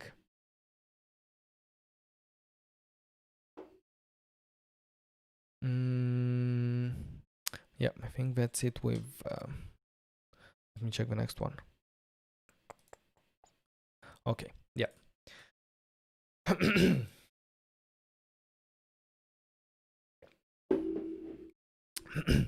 So guys, for everyone that just joined, hello and welcome to the stream. If you missed the first part of the stream, don't worry, it will be available after the stream on my channel. And yeah, today we're building the Airbnb clone in React Native. And yeah, this is a tutorial for beginners that wants to get into mobile development with React Native. And we're gonna cover the home screen, the search component, our filtering component, and also the search result page with a list of accommodations. Also, we're gonna cover the navigation between all the screens and all the UI that we see here. So right now, until now, we developed the home screen, and we will also develop the post screen. Where is it? Here, the post screen. The next step for us will be to display a list of posts vertically, and then we can move on. So,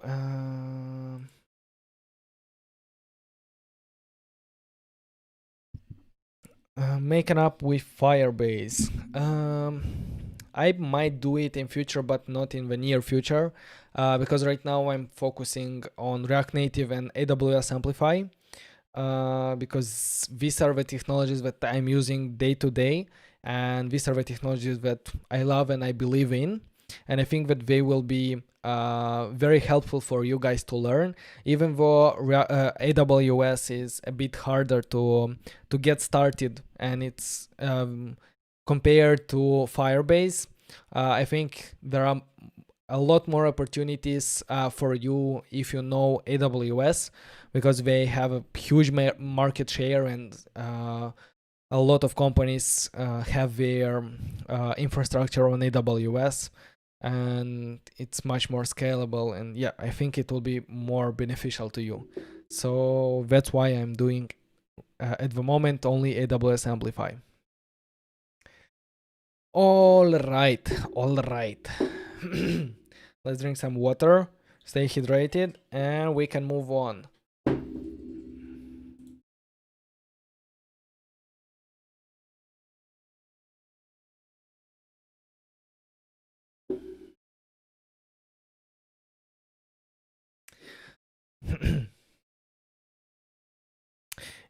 Is React Native good for mobile development? I think it's perfect, because you're writing the code once and you have two applications for iOS, Android, and yeah, I think that's a big benefit. And if you're coming from web development, React Native is going to be much more easy than writing native code. And because I wrote native code in Android and in iOS for my university, and the experience is a pain in the ass, and I really hated everything about Android Studio. But whenever you go into React Native, everything is so much easier and makes more sense. The application is performant. We run our startup with React Native, and it performs very well. There are a lot of companies, big companies, that are using React Native for their mobile application, and even Airbnb used to have their application in React Native. I heard that they were moving out of React Native, but I'm not sure at the moment what they are using for their mobile applications.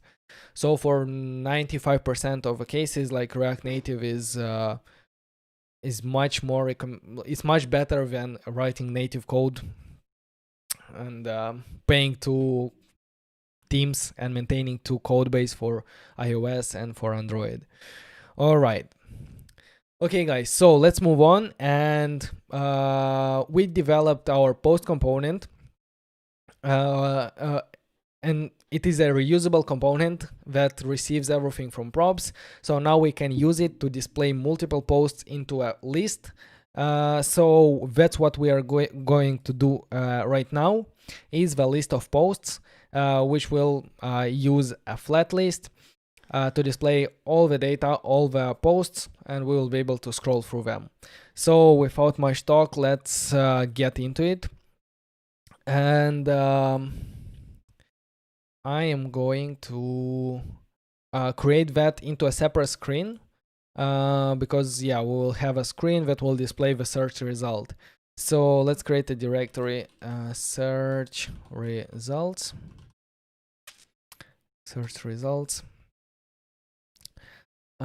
Did I commit in the previous step? Git status. No, I didn't. So let's quickly commit what we did previously. Git commit -m. Git commit -m. Post props. All right. So close everything from. Yeah, let's create the file, the index.js in our search results page. And let's define our functional component, search results now page. That's good. Let's define, probably will not need any styles. So in our app.js, let's import from source screens search results, search result. They call it page. Why page if I call everything else screen? Let's keep it consistent, Vadim. Screen. And here as well, screen. So instead of our post, let's just render our search results screen. And I'm gonna show you why in a minute. So let's save. We see not just a component, which means that our component renders correctly. So right now, let's go in our search results. So our search results will display this list of posts. So first of all, let's import the dummy data.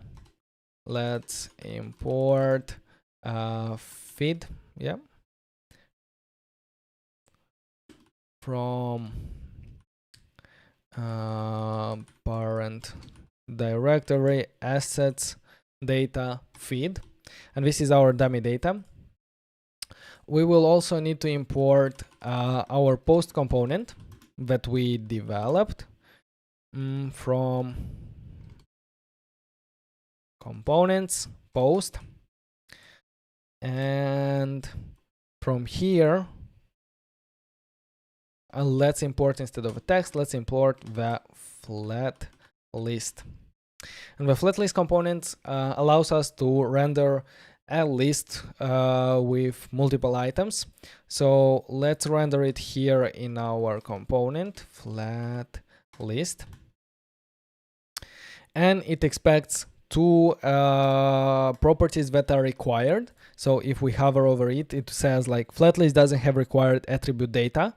And let's send it data because it wants to know like what data you want to render, and we import our data from from this dummy data.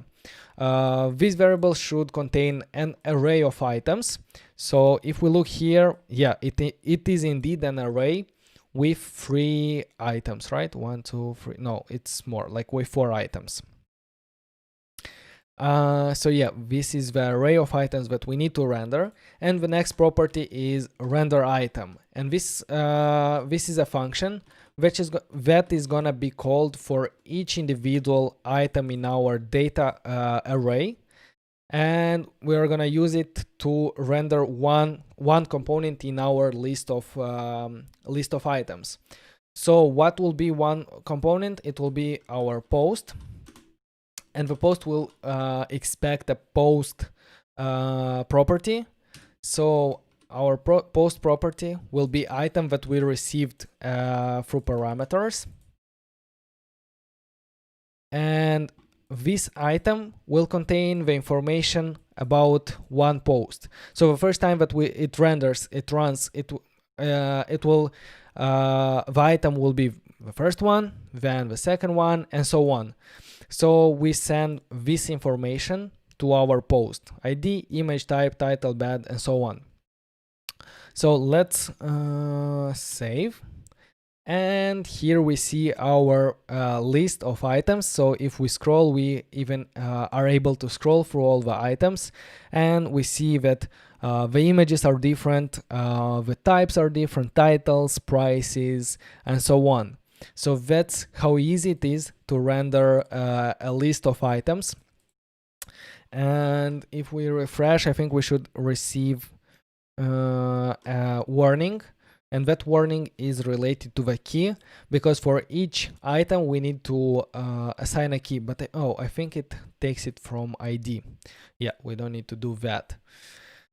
So that's how we render a list of components, and you saw how easy it is. Once we have our reusable component ready, we just provide a flat list with data and a way to render the items, and we see them in our flat list with different data that is coming from our array of data. Right now it comes from dummy data, but in the future video we will implement the backend, and we will fetch this information from our backend, from the database, and we'll be able to render them from the database. And yep, that's probably it with our flat list. Let's commit list of props. All right. So guys, how are you doing? Are you still here? Let's see.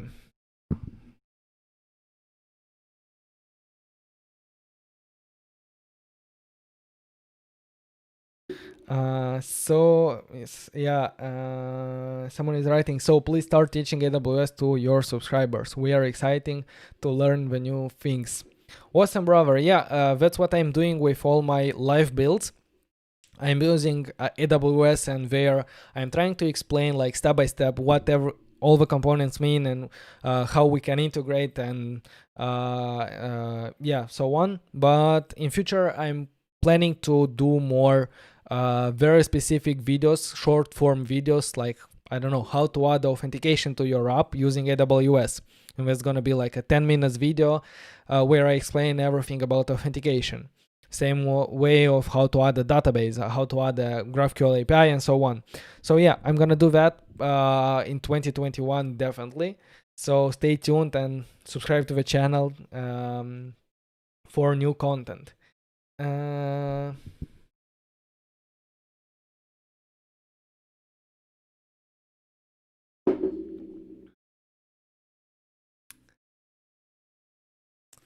So guys, I'm gonna take a 30 minutes break. I need to visit an important place. So stay tuned, stay here, and I'm gonna be back like in 30 seconds.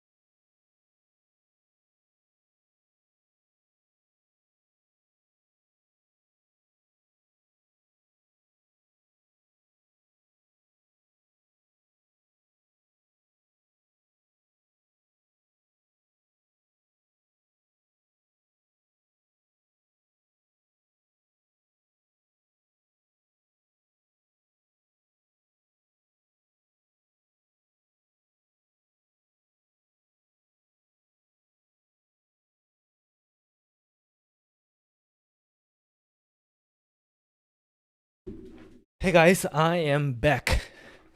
Okay, so let's see what people are saying. Would that be detail screen for that?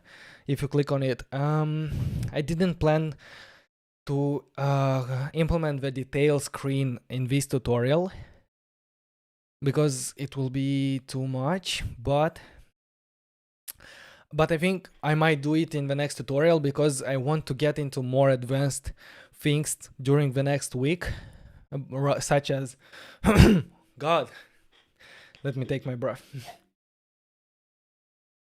Yeah, such as maps, autocomplete features, and more. And yeah, if I will have time, then I will do the detailed page whenever you click on the item. So yeah.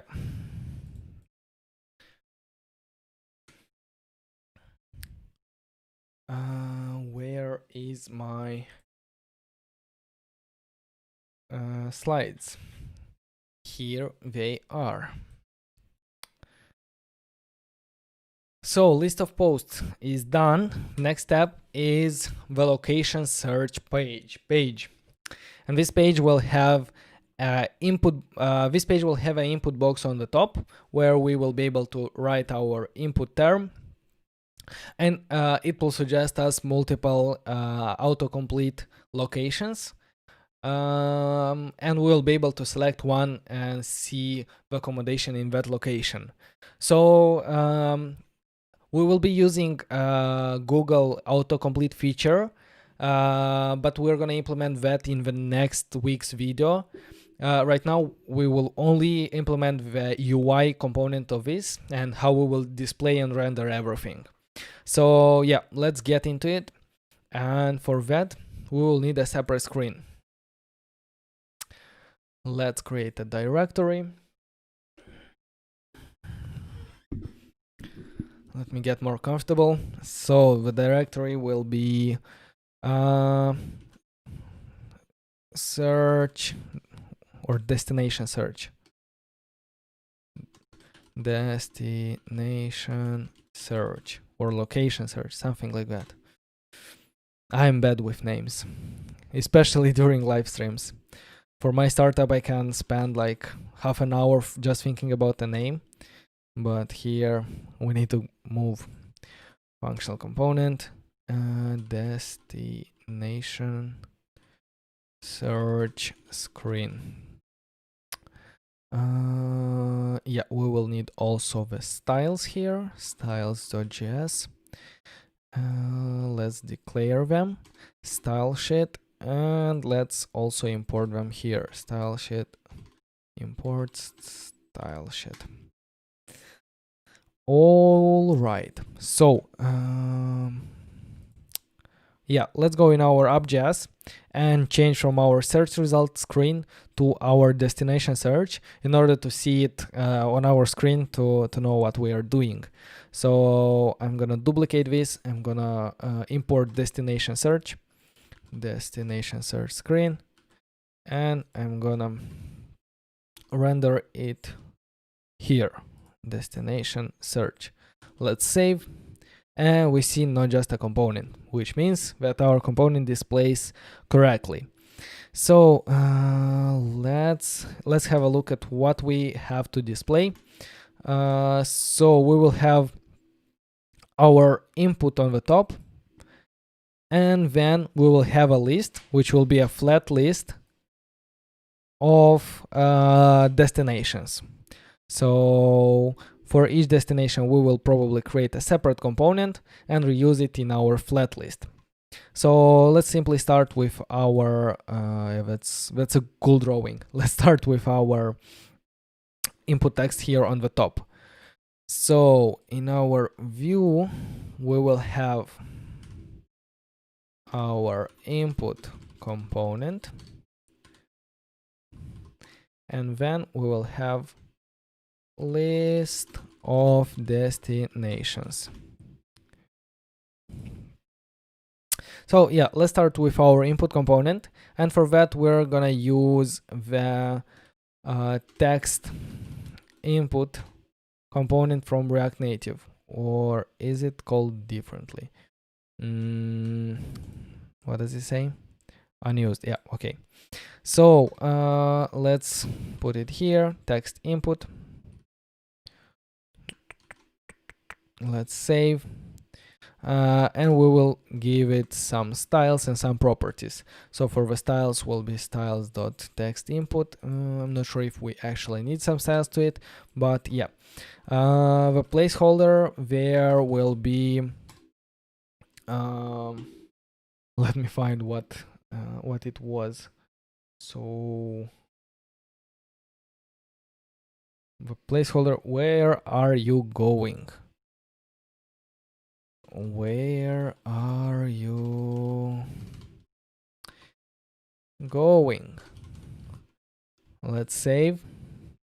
And we see it there, very small. We see it there. I'm not sure if you can see it, but it's there. So what's next? The next thing will be to declare some styles and also to define a value and a way to update that value whenever we type something there. Because right now, if we type, we are able to type, we see this on the screen, but there is no way to actually access this information, this value in our component, because we don't have any variable for that.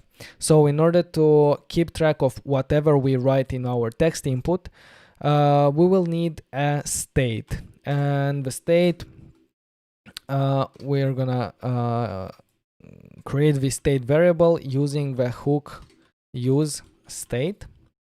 So we'll define at the top of our component as like this. So we will need input input text, and the next one will be our setter, like a function that updates this value, and we'll gonna call it set input text, and it's going to be equal to use state, and here we define a default variable value, and the default value will be empty string. So let's save. So this is the value, and this is the function that updates the value.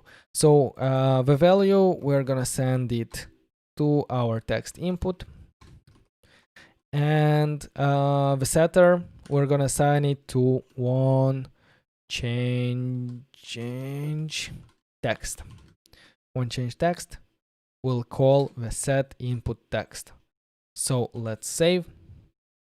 Now the same thing happens. However, we are able to access this variable inside our code, and we will need it in order to send to Google API in order to give a recommendation about that input text.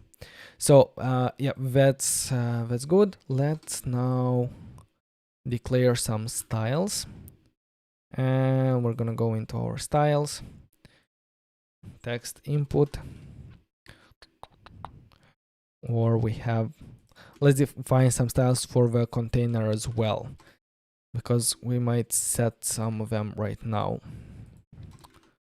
Something like, I don't know, padding or some margin 20. Yeah, I forgot a comma here. Margin 20, text input, font size, something bigger, 16 or even 18, right? Yeah, and when we write,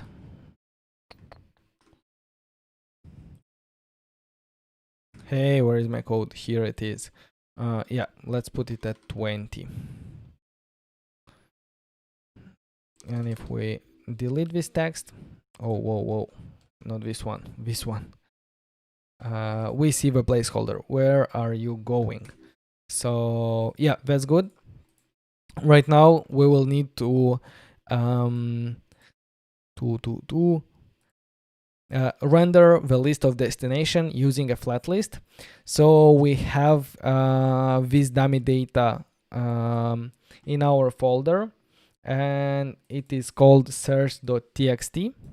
So it's a simple array with multiple objects, and each object has ID and description. Let's copy that, and in our data, let's create a new file, search.js,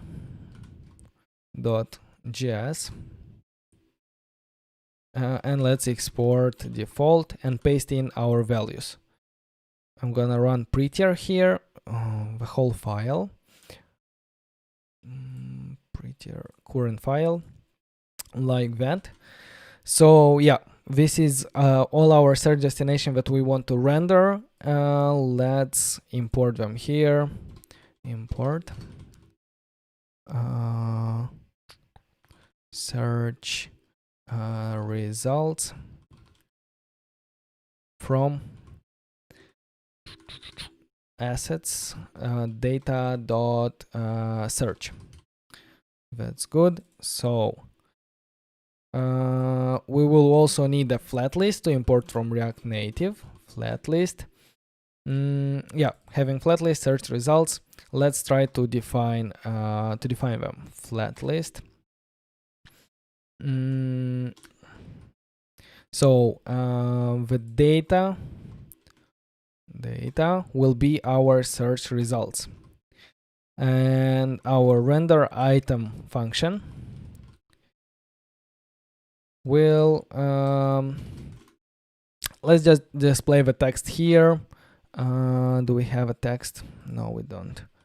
A text. So let's just display a text with item.description, because we know that each item in our array has a description field. So item.description, and let's save. So right now we can see there like multiple rows with different items, Tenerife, Canary Islands, and so on. Yeah, right now we just need to style this component and either create it as a separate component or just put it here and define it here. So yeah, I'm gonna show you how to do it just here in line if you have something very, very simple. So we will probably put them inside a view.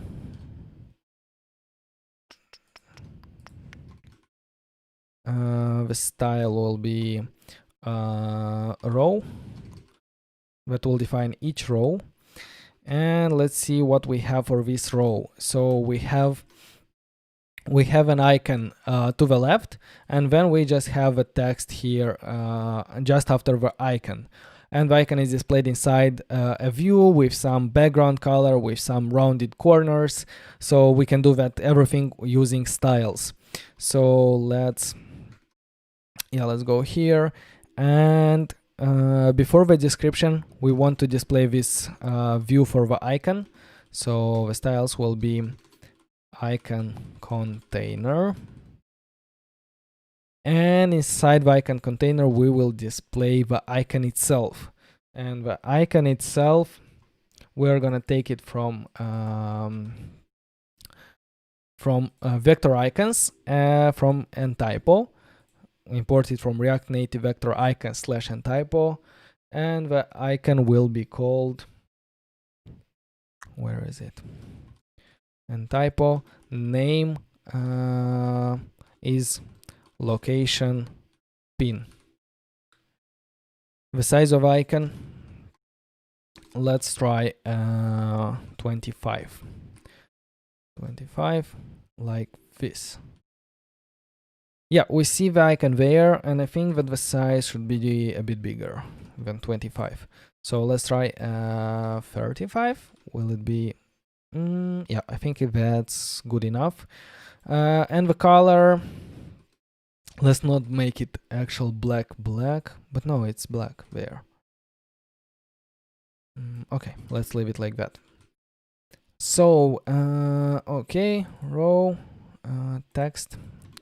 Let's add a style for that in order to define some styles for the text as well. So it's gonna be location text or something like that. Location text. So we need to define styles for row, icon container, and location text. Styles. Here, icon container, row, and the last one is location text. So for the row, we need to say that the flex direction is row in order to display them in the same row, like the icon and the title. So to display them in the middle horizontally, we will do align items, hopefully, or yeah, align item center, and this centered horizontally the text with the icon. Now let's do some margin vertical to have some spacing between the icons. I don't know, like 10. And also, if we see on the screenshot, each item has a line separation between them. So we're gonna accomplish that using border bottom with 1, save, and it added a border to the bottom of our line. And let's say border color light gray, save. And yeah, the color is light gray and it looks much better. I would actually increase the margin vertically to 15. Or add it as a padding. Yep, in order to move a line to the bottom. So that's it with our row. Now let's style a bit the icon itself.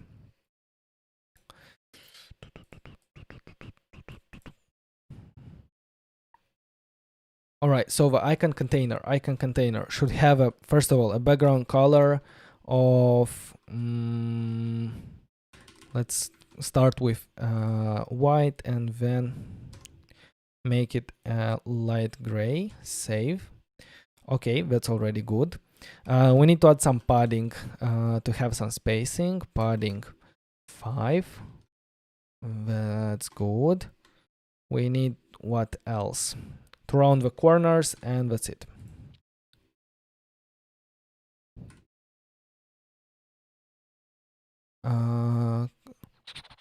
Border radius 5. Corners even more, 10. Let's zoom in a bit to see them. Yep, I think they look good, and we will just add some margin right, 10 pixels to have some space, even more, 15, to have some space between the icon itself and the text. And I'm gonna go ahead and make this gray just a bit lighter, like this. Yeah, and I think this is a bit closer to our design. We can decrease the size of the icon itself.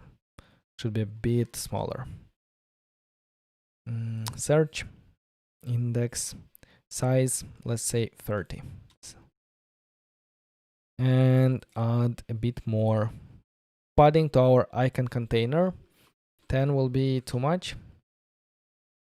Yeah, probably too much. 8, 7. Okay, so for the location text, do we need to do something with location text? No, it's pretty good. We can make it bold, but I think it looks pretty okay right now as it is. For the text input, I would add some margin bottom 20. Yeah, and it moved our flat list a bit down below. And now we can write something and we will receive all the recommendation from Google for Google autocomplete. But the logic we're gonna implement during the next video. Right now we only implemented the display and the UI elements. So yeah, that's yeah, we use the text input. We use state to keep track of the value that we insert, that the user inputs. And we use a flat list to render a component that we define just, in this file. We can go ahead and take this out into a separate file, into a separate component, in order to make things more cleaner. So I'm gonna go ahead and add it to git commit -m. This is search destinations. All right, so yep, that's it with our search destination component. What are you guys doing? Hello, James. How are you doing? Hello, Mahit. Are you guys still here? Are you excited? Are you building along?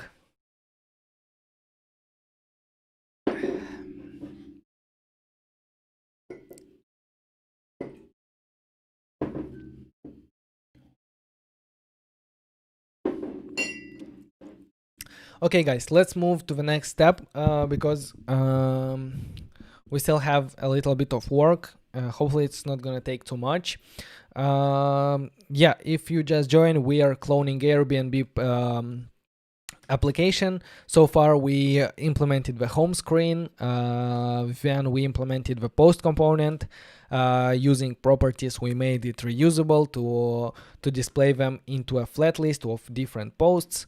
Then we implemented the location search, which will allow us to search a specific location and accommodation in that location. And right now, the next page that we need to implement is the guests page. Sorry. Guests page, and this is the component that will display no, what did I wrote here? Yeah, we are going to implement the guest page, where we will be able to input the number of guests that will go to that location. And the interesting part about this component is going to be state, and I'm going to explain a bit more about this state in this part. We used the state in the previous component, but here it's a bit more interesting. So without further ado, let's start working on this component. Diego, the link to the GitHub repository will be published just after the live stream. So check the description of the video and check the channel page to see the video posted. So yeah, let's close everything that we have there. Let's make this one a bit smaller.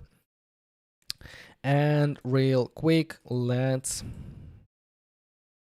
define our new screen as a directory, and the screen will be guests. Yeah, just guests. Let's keep it simple. File index.js. Functional component, guests screen. Okay, guest screen. Let's also define the styles for this, styles.js. And here style sheet. In our index, we can import the style sheet. And with this, we have set up the bare component, which we can go in our app.js and replace it to be able to see it on the screen. So screens, guests, guest screen. Let's just put it here. Let's save. And we see it here, not just a component, which means that our component renders correctly. So right now let's think of what we need here. So we will need three rows. First one for adults, then for children, and then for infants, and each of them will have to the left will have like some text, and to the right it will have two buttons, 1 and 2, and it will have the number of the input there to display it. Yeah, I'm a bit blanking. So yeah, without further ado, let's start implementing one line, and then we will be able to copy paste for multiple lines here. So all right, let's come here.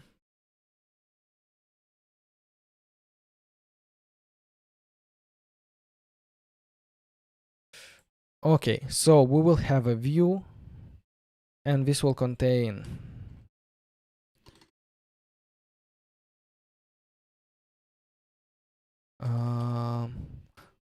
row 1 adults,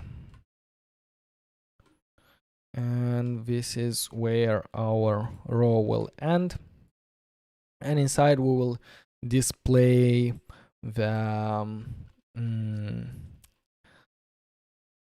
titles, like some text, and to the left we'll display the buttons with value. So let's start implementing this row. So the row will be a view. The styles will be row,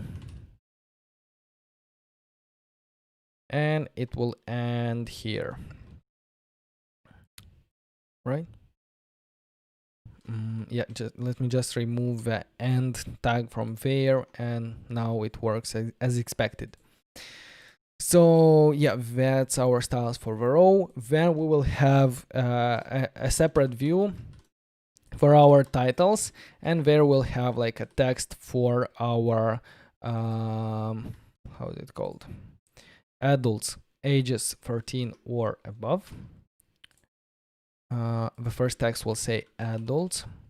The second text will say ages between or above 13 or above. All right, and what else? Then we will have our buttons, and our buttons will live into a separate view, and here we'll have the plus minus button, minus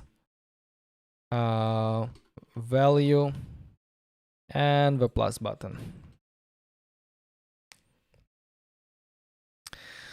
So for the minus button, I'm gonna declare it as a pressable, because we want to be able to get the clicks. So console warn minus come on, minus clicked, like that. Declare some styles, style button. Okay, that's good.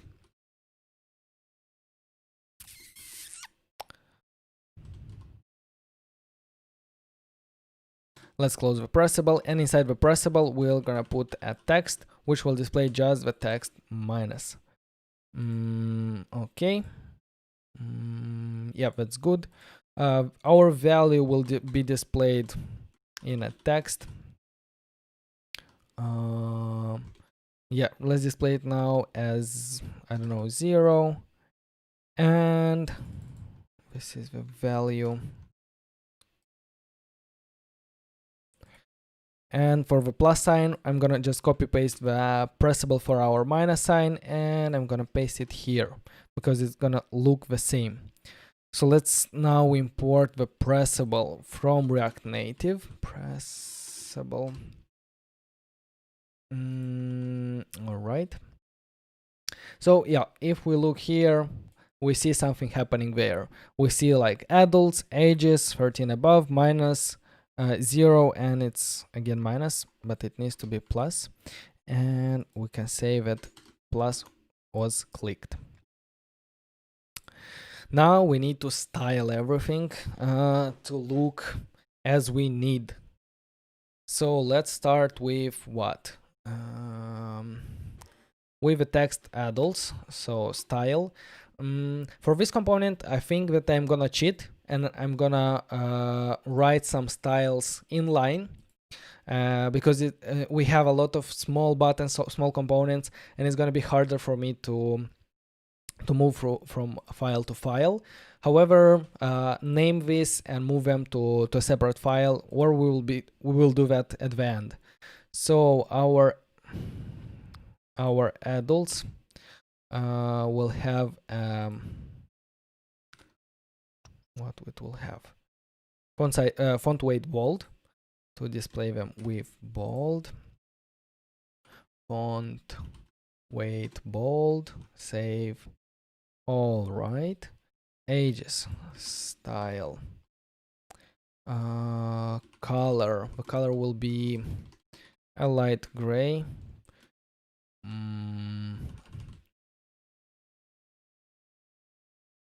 Something like that. Yeah, and I think that they probably are the same size. Yeah, that's good. So in order to display the second view, like with all the buttons to the left, we need to display them in the same line. So for our row, I'm gonna say that the flex direction should be row. And now it displays in the same line, and we need to display them at different sides of a view, of a container.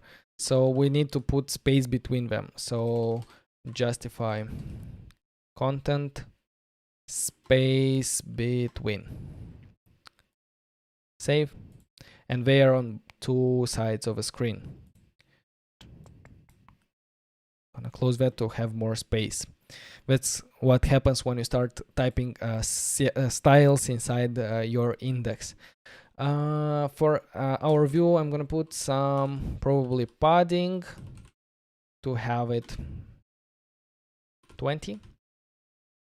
Okay, now they look like this.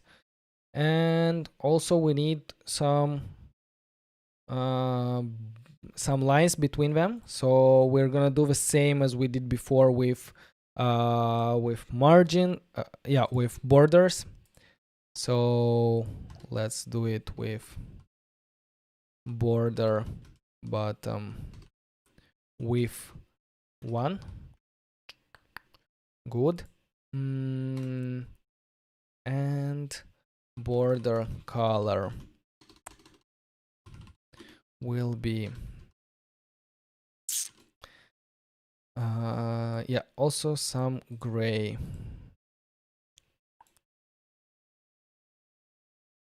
I'm just gonna use light gray color because it looks good on this.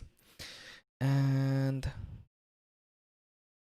I don't want these lines to start from the beginning. So I'm gonna replace the padding. I'm gonna add some margin, horizontal 20. And the lines should start from the same, should be aligned with the text. So this padding should be made padding vertical, not to affect the horizontal padding. So we keep the vertical padding, but we don't have any horizontal padding. So right now they display like this. Okay. No, why? Okay, let's move to our buttons here. So our view should have a style to display them in the same line. Flex direction row. That's good. pressable style. For this, let's define them in the styles because we are reusing and I don't want just to copy paste them. So let's open style and here put the styles for the button. And what do we need there? We need a border radius, a border, to display a border. So border width will be 1. Save. That's good. That's looks so good. Border radius. The border radius will depend on the height. So first of all, we'll say that width is 30 pixels. Height is 30 pixels. Border radius is half of them, which is 15. Save. Yeah, this looks a bit better. To align the plus and minus sign in the middle, we're gonna add justify content center and align item center there in the middle.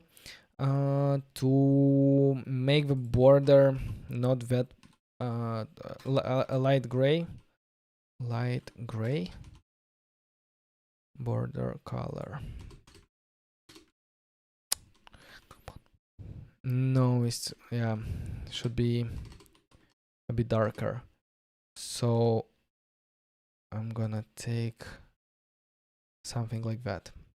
Yeah, it looks better now. Should it be a bit bigger?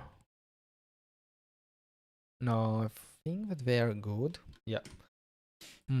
Okay, that's with the buttons. Let's go back to our index and continue styling. For example, our text here. No, for example, in our view, we will add align items center in order to align the value from here in the middle. It's in the middle. Text style. Let's add some margin horizontal to make some room there to breathe. So that's gonna be 20. Yeah, I think that's good. Font size 20. I just like that number. No, 16. Yeah, that's gonna be enough. 16. What else? Oh, the styles, font size of these plus and minus signs, because we are too small right now. 20. Okay. And color will be also gray. A bit darker. Okay, so let me just copy the styles of this text and put it on the minus sign. Save. And if we press on the minus, minus clicked. If we press on the plus, plus clicked. That's perfect. And we will take this component. Let's have a look. And we'll duplicate it 3 times in order to create the other 2 inputs. Or better, let's implement the plus and minus functionality that will update the value, and then we will duplicate them to make it our life easier. So guys, yeah, we in order to keep track of this value and to update every time we press on the plus or the minus sign, we need a state variable that will keep track of our number of adults, like number, which will be an integer. So to do that, we're gonna use this use state hook. So let's import it from React use state. So let's define it at the top of our component, adults. And the next one will be set adults, which will be the setter for our value. And we're gonna use state. And default value should be 0, because initially we will have 0 adults. Okay, so we need to display these adults instead of this 0. So where we have it here, curly braces, adults. Perfect. And now if we just change it from 0 to 4, save, we see it 4. That means that our value is actually taken from state. However, right now we need to implement the functionality of plus and minus signs buttons, to increase the value.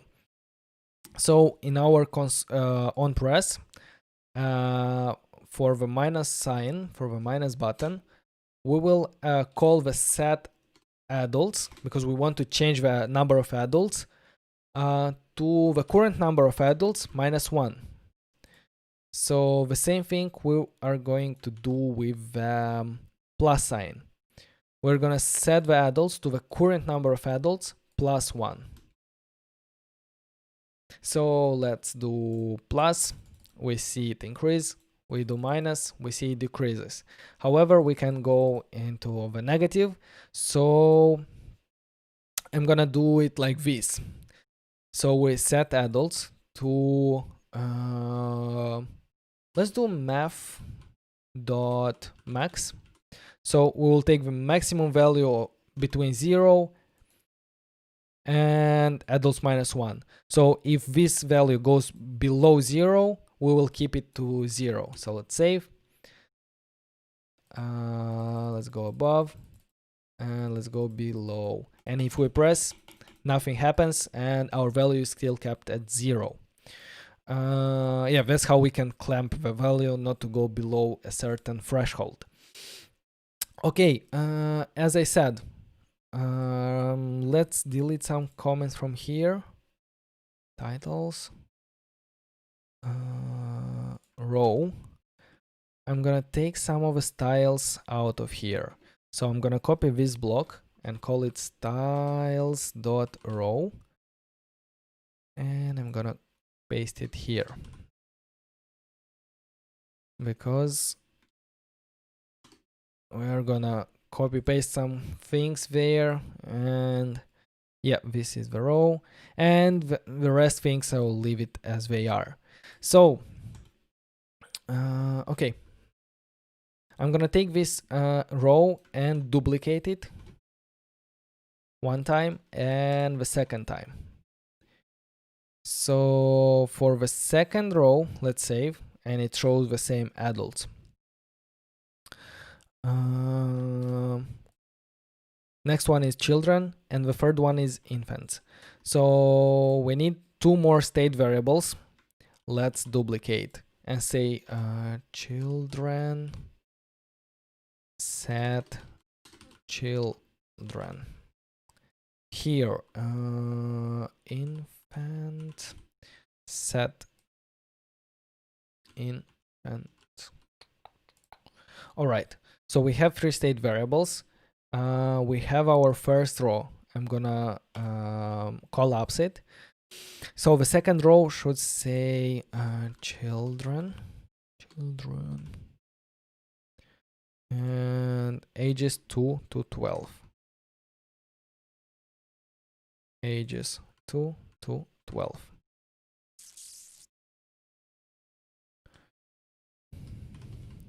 Now we should make sure to for the pressable we set not adults, but we set children to children minus 1.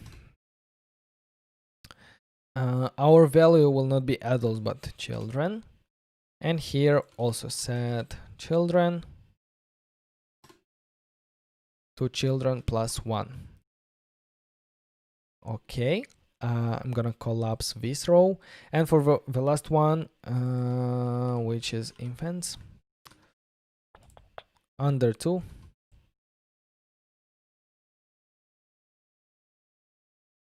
Under 2. Yeah, let's update the setters. Set infants to infants minus 1. Here infants, same thing here. So yeah, let's save, and now we see 3 rows with 3 different values, and we can increase them separately and decrease them, and they all behave on their own, and they have like separate state variables which we will be able to use later to ask our server, ask our backend for specific data that can accommodate these filters. So yeah, that's it about the guest screen and how we can implement them with state variables and how we can render them. So I'm gonna add everything to git commit -m guests, and let's see. So yeah, are you still guys here? That's awesome. Let me have a look at the chat. So do you use Redux? For this build we're not gonna use Redux. We're gonna keep it simple, and yeah, during the next build you'll see how we will manage everything with the backend. Hi Tornado, hello. Can you please help me? If you need any help, join the Discord channel, join our community, and there I will be able to help you guys with your issues. Yonis, hello. The designer in me is bugged out that the plus sign is not centered in the circle. Yeah. Should I fix it? No, that's perfectly fine. That's awesome. Does it really matter if I use Flutter or React Native as long as it gets the job done? I also think so. And I don't like hating on any technologies. So if you know something and you're using and it actually gets the job done and you can accomplish the things that you set in mind, then it's perfectly fine, because all the technologies in programming and frameworks and libraries should be seen as tools, because and a tool is useful only if it helps you reach a destination. So if you have a goal and using a tool you can reach that destination, is perfectly fine. And as fast as possible, if a tool brings you to that destination faster than the other one, like use that one instead. So yeah, use Flutter if it works for you. Same with minus. Is it really not centered? I don't want to get into that right now. Can you make delivery app with Firebase? Yes, I can, but can you not spam, please? I will add that delivery application to my to-do list. And yeah, right now I'm planning to, for the next builds, I'm planning the Uber and also a delivery application. Yeah, it's gonna come in future. Let's be patient, and sooner or later it's gonna be there.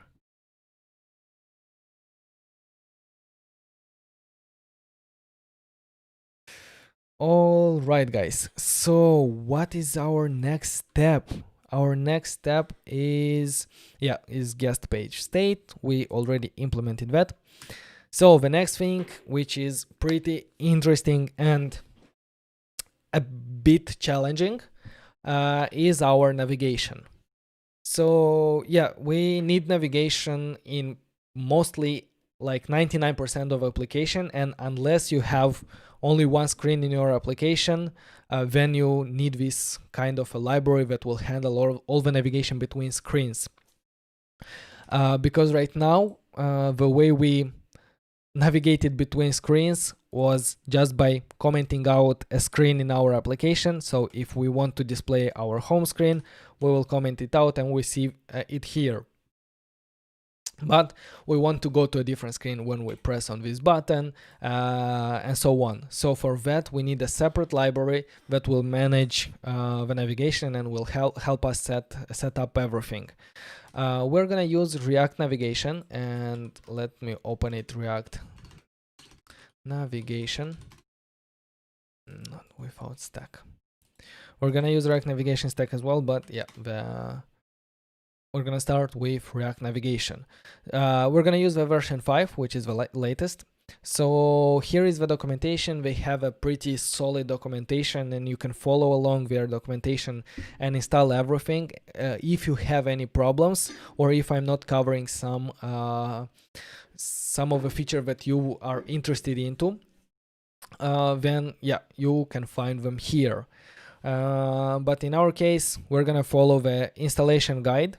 So I have here all the libraries that we need to install before getting into that. And as you can see, we have to install a lot of library.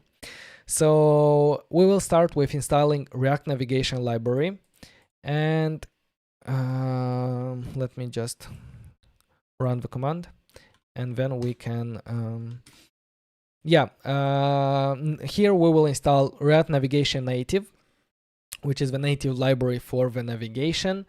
We will use React Navigation bottom tabs for this bottom tab navigation for Explore, Save, Trips, Inbox, and so on. And this is a very common feature in most of application.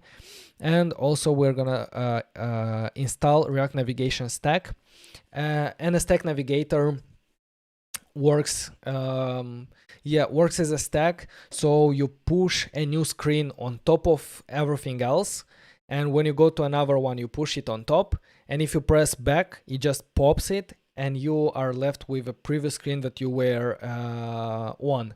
So using this Stack Navigator, we can navigate through multiple screens, and we can go back to the previous one, and so on.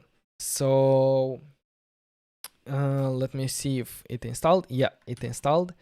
Also, we need some additional dependencies that React Navigation depends on, which is reanimated, gesture handle, and so on. Let's run and install them here. Yeah, I think when I copy, gesture handler has a space there, so make sure it's in the same word like this. All right, while it is installing, I am going to. Okay, so the next step will be only if you are using a Mac and you're developing for iOS, you will need to install the pods. So let's install the pods, because we see that the application started to fail, but that's all right, because we need to install the pods, we need to rebuild the application, and so on.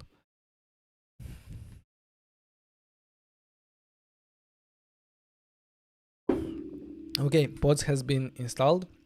The last thing is to import React Native gesture handle at the top of our app.js.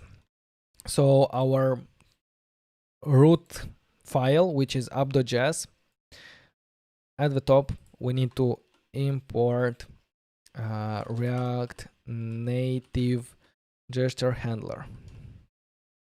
So let's delete everything that we have here and we don't need.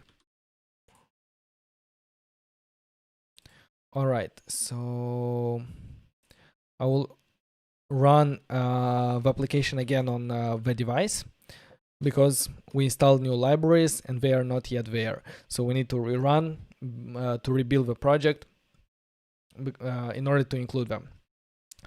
So let's wait a couple of seconds until it rebuilds.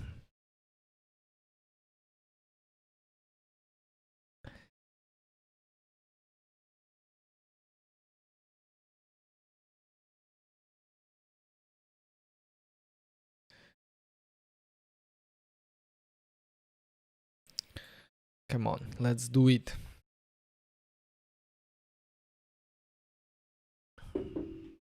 Successfully built, and now it should open, and hopefully it doesn't crash and we don't see any errors, which is good. That means that our library is installed successfully and we can start using them. So in our navigation folder, I'm gonna close everything. In our navigation folder, I'm gonna create a file called router.js.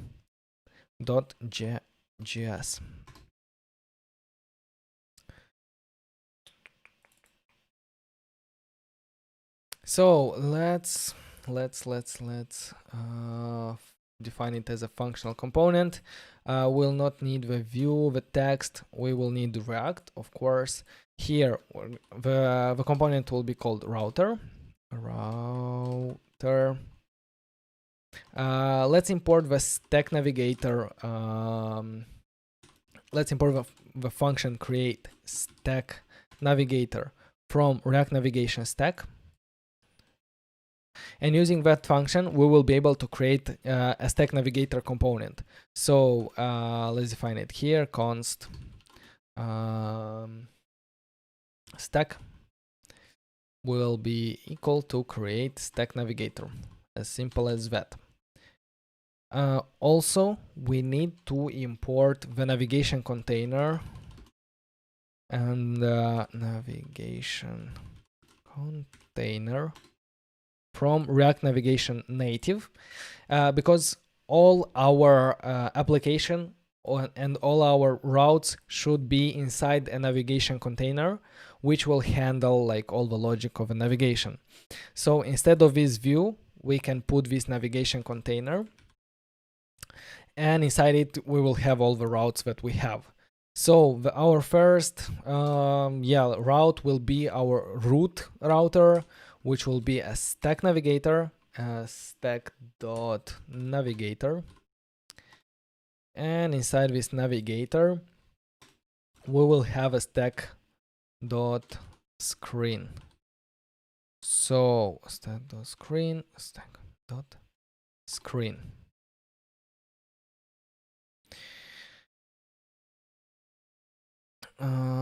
Okay. Let me think. So first of all, let's just try to display the welcome screen in that screen. So let's import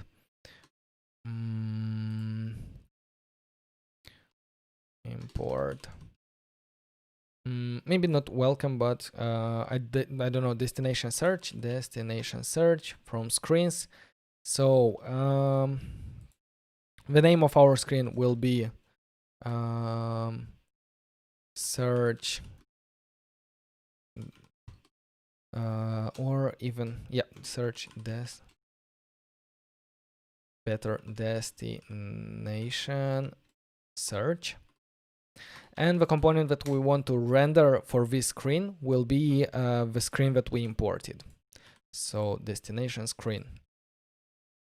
Okay, now with just one screen, let's try to import our router to render it in our application file and see if everything is still working. And if it works, like, we will continue adding the other screens that we have. So we're gonna delete everything from here. Even the save view. And we're gonna add the router. But before that, we need to import it. Import router from source navigation router. Save unexpected token, and that's where.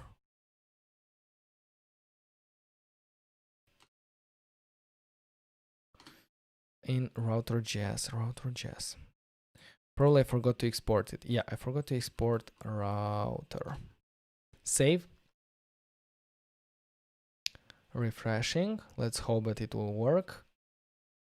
Couldn't find a component, get component or children prop for the screen destination search. Component. Yeah, I mistyped it. Right now we can see the destination search here. So we can also define some options if we want to display a different title, for example. And here we can say title, search your destination. Save. And we can see here search your destination on top. We can again play around with this and so on. So that's that's our destination search. What else we have? Guests. We also have a guest here, so we can copy our stack.screen into our name guests, I'm gonna duplicate this one and import guests at this point, guest screen. The title will be guest screen, and how many people are too much? How many people? Enough. So if we save, we will still see our destination search because this is the first screen. Here I think we can default.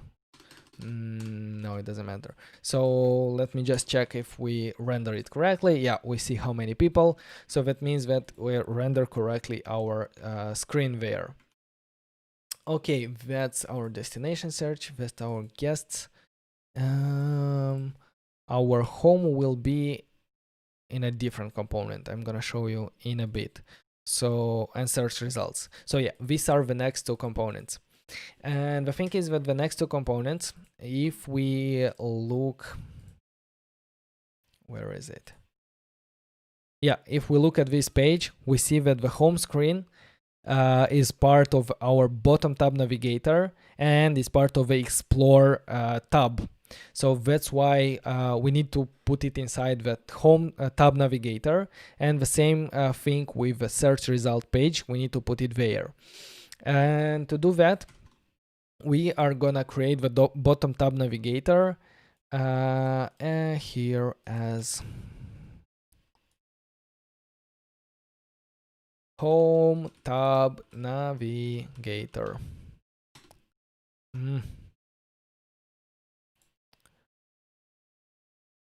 New file, home tab navigator.js. Let's go, home tab navigator. So let's declare it as a functional component, easier to get started. And this will be our home tab navigator. And we're gonna export it. So here we will need not stack navigator, but we will need create bottom tab navigator from React Native bottom tabs, and we can create this in a variable and save it in a variable. Yeah, create tab navigator. And when we render it, we will render it as tab.navigator for the root component, and inside it we will define multiple tabs of that we have. So in our case we have, where am I? In our case we have 5 tabs with different icons. So I'm gonna start with rendering the first one. So tab.screen.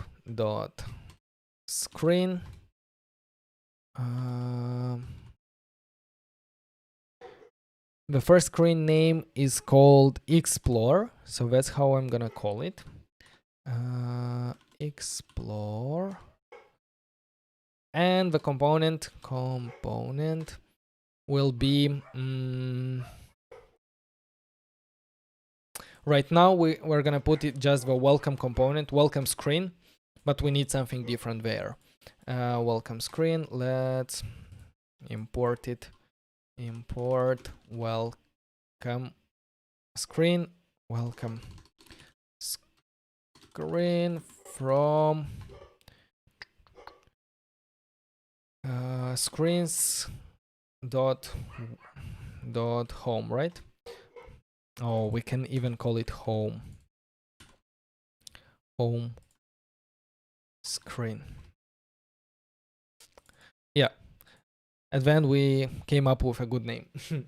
So all right, component is our home screen, tab navigator, and for the options we need to set which icon it will render. And tab bar icon will be a function, and the function will send us the color of a tab. So let's define here the icon, which will be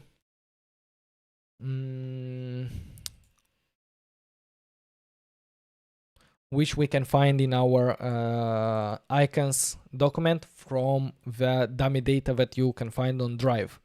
So here is the import of all the icons. We will copy the import from here. We are going to import all the icons that we will need. What's there? Unterminated string. Make sure that the codes are right one. Here as well.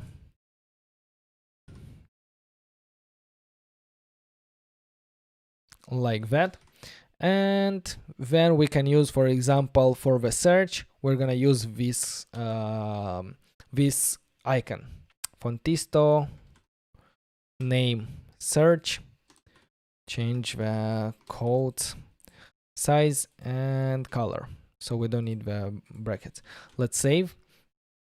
The thing is that we don't see anything because we never imported our home tab navigator. So we need to import our home tab navigator in our router. Let's do that here. Import home tab navigator, navigator. All right, and let's put it as the first stack screen here. So let's component will be home tab navigator. This will be, I don't know, home. And options. And options we can say header shown false, because we don't want to show the header of this home. Save. And nothing happens because why? Let me try to just comment out these two screens. Save. Yeah, now it shows. Interesting. And if I comment out, yeah, it also stays here. So we included our home tab navigator, and we see that it displays at the bottom with tabs.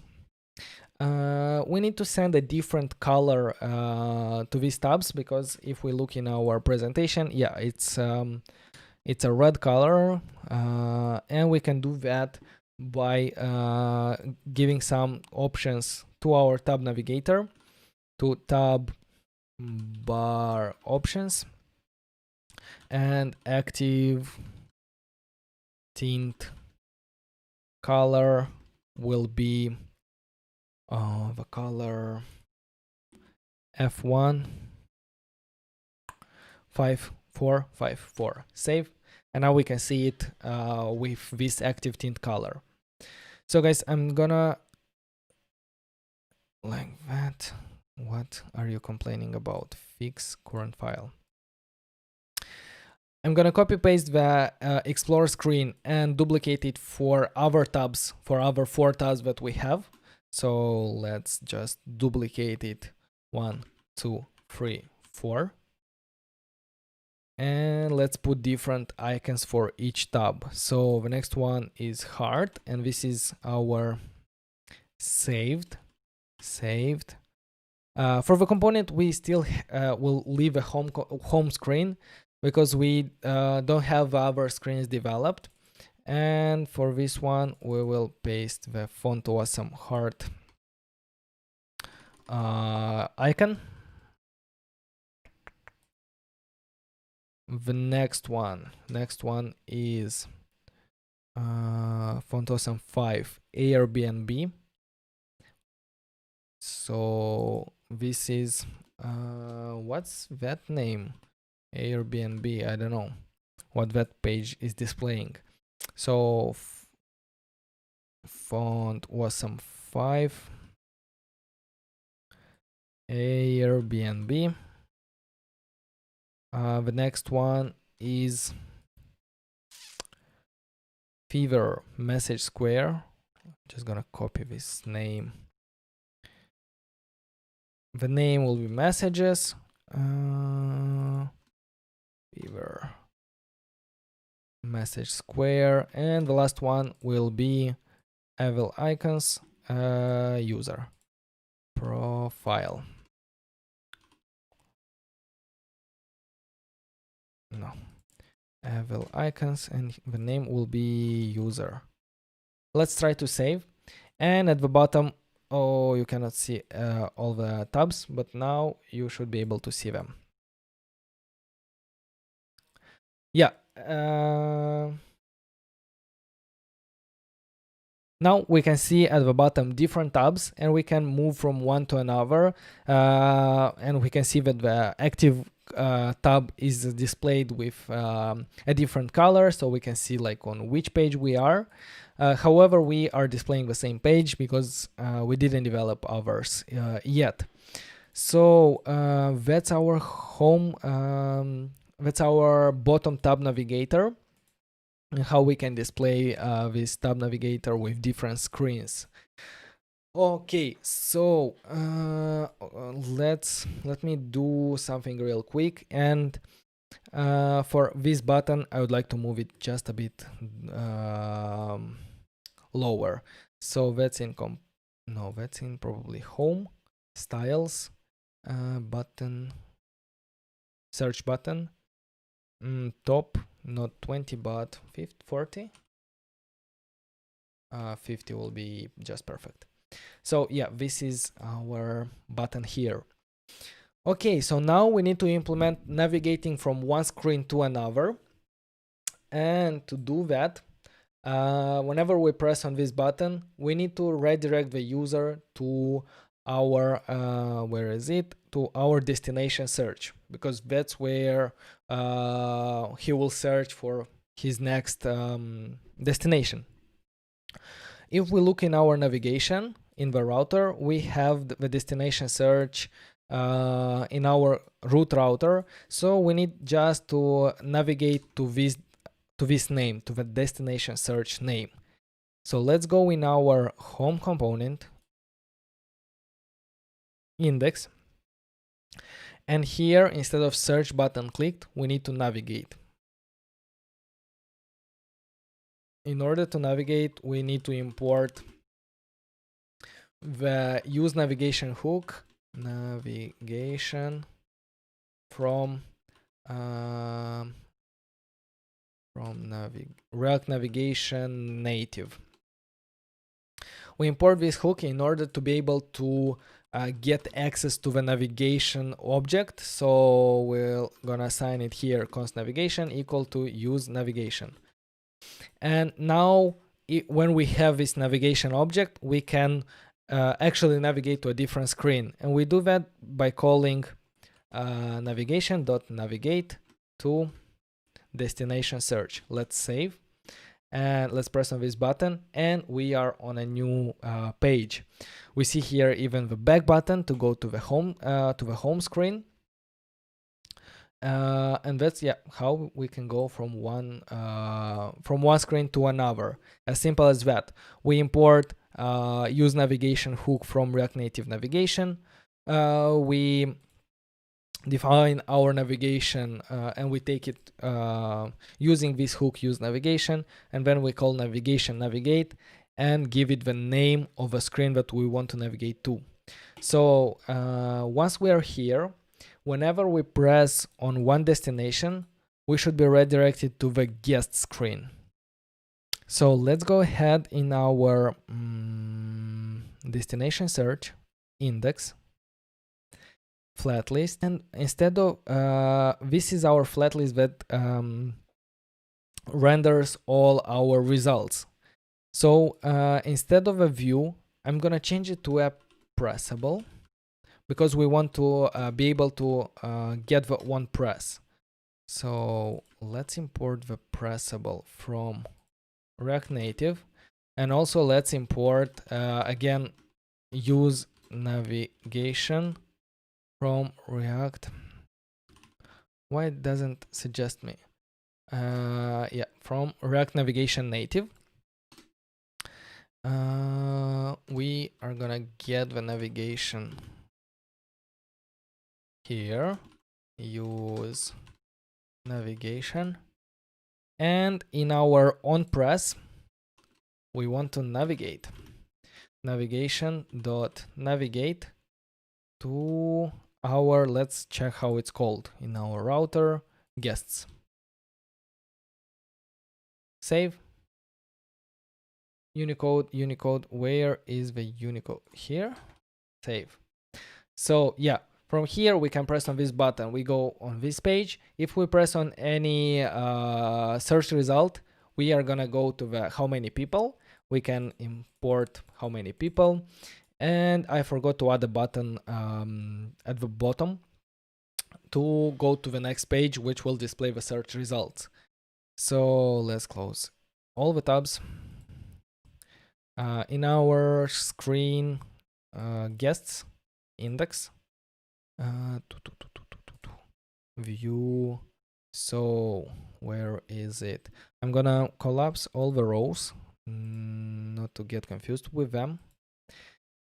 And below them, yeah, I'll put all the rows inside one view.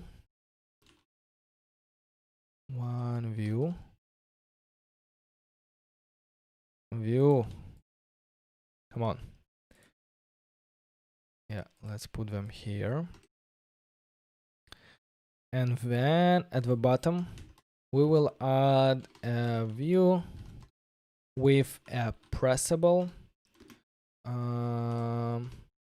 style. We'll define the styles shortly. And the pressables, we have a text which will say, I don't remember what it will say. Let me just have a look. I think it doesn't matter that much.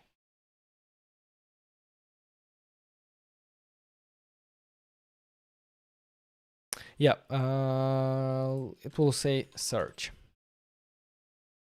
So let's save, it's here.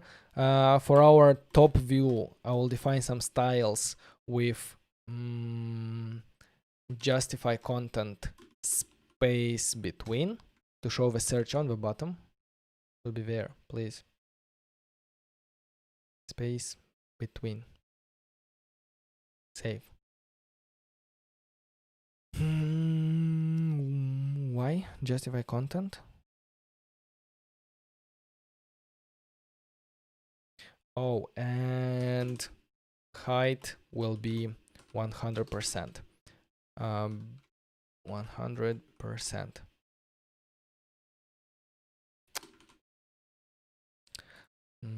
Let's go back to that screen. Yeah, the search is there.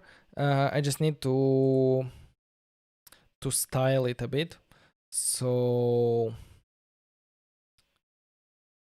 I don't need actually this view for the moment. So margin bottom 20, save. Margin, not horizontal, bottom, save. Perfect. Background color, I'm gonna put it as that.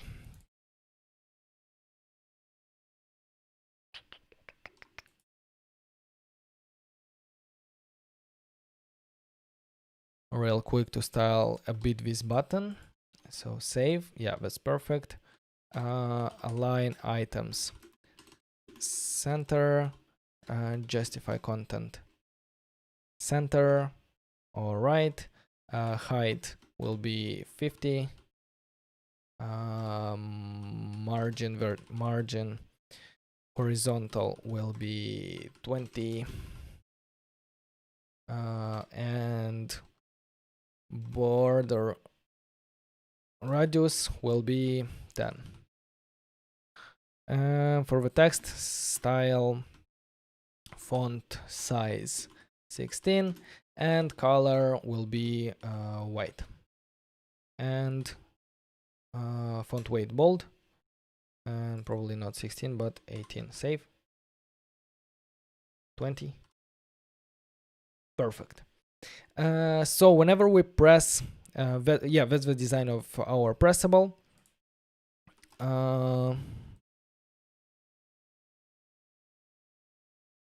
And whenever we press on this button, we need to navigate. But we don't have a navigation yet.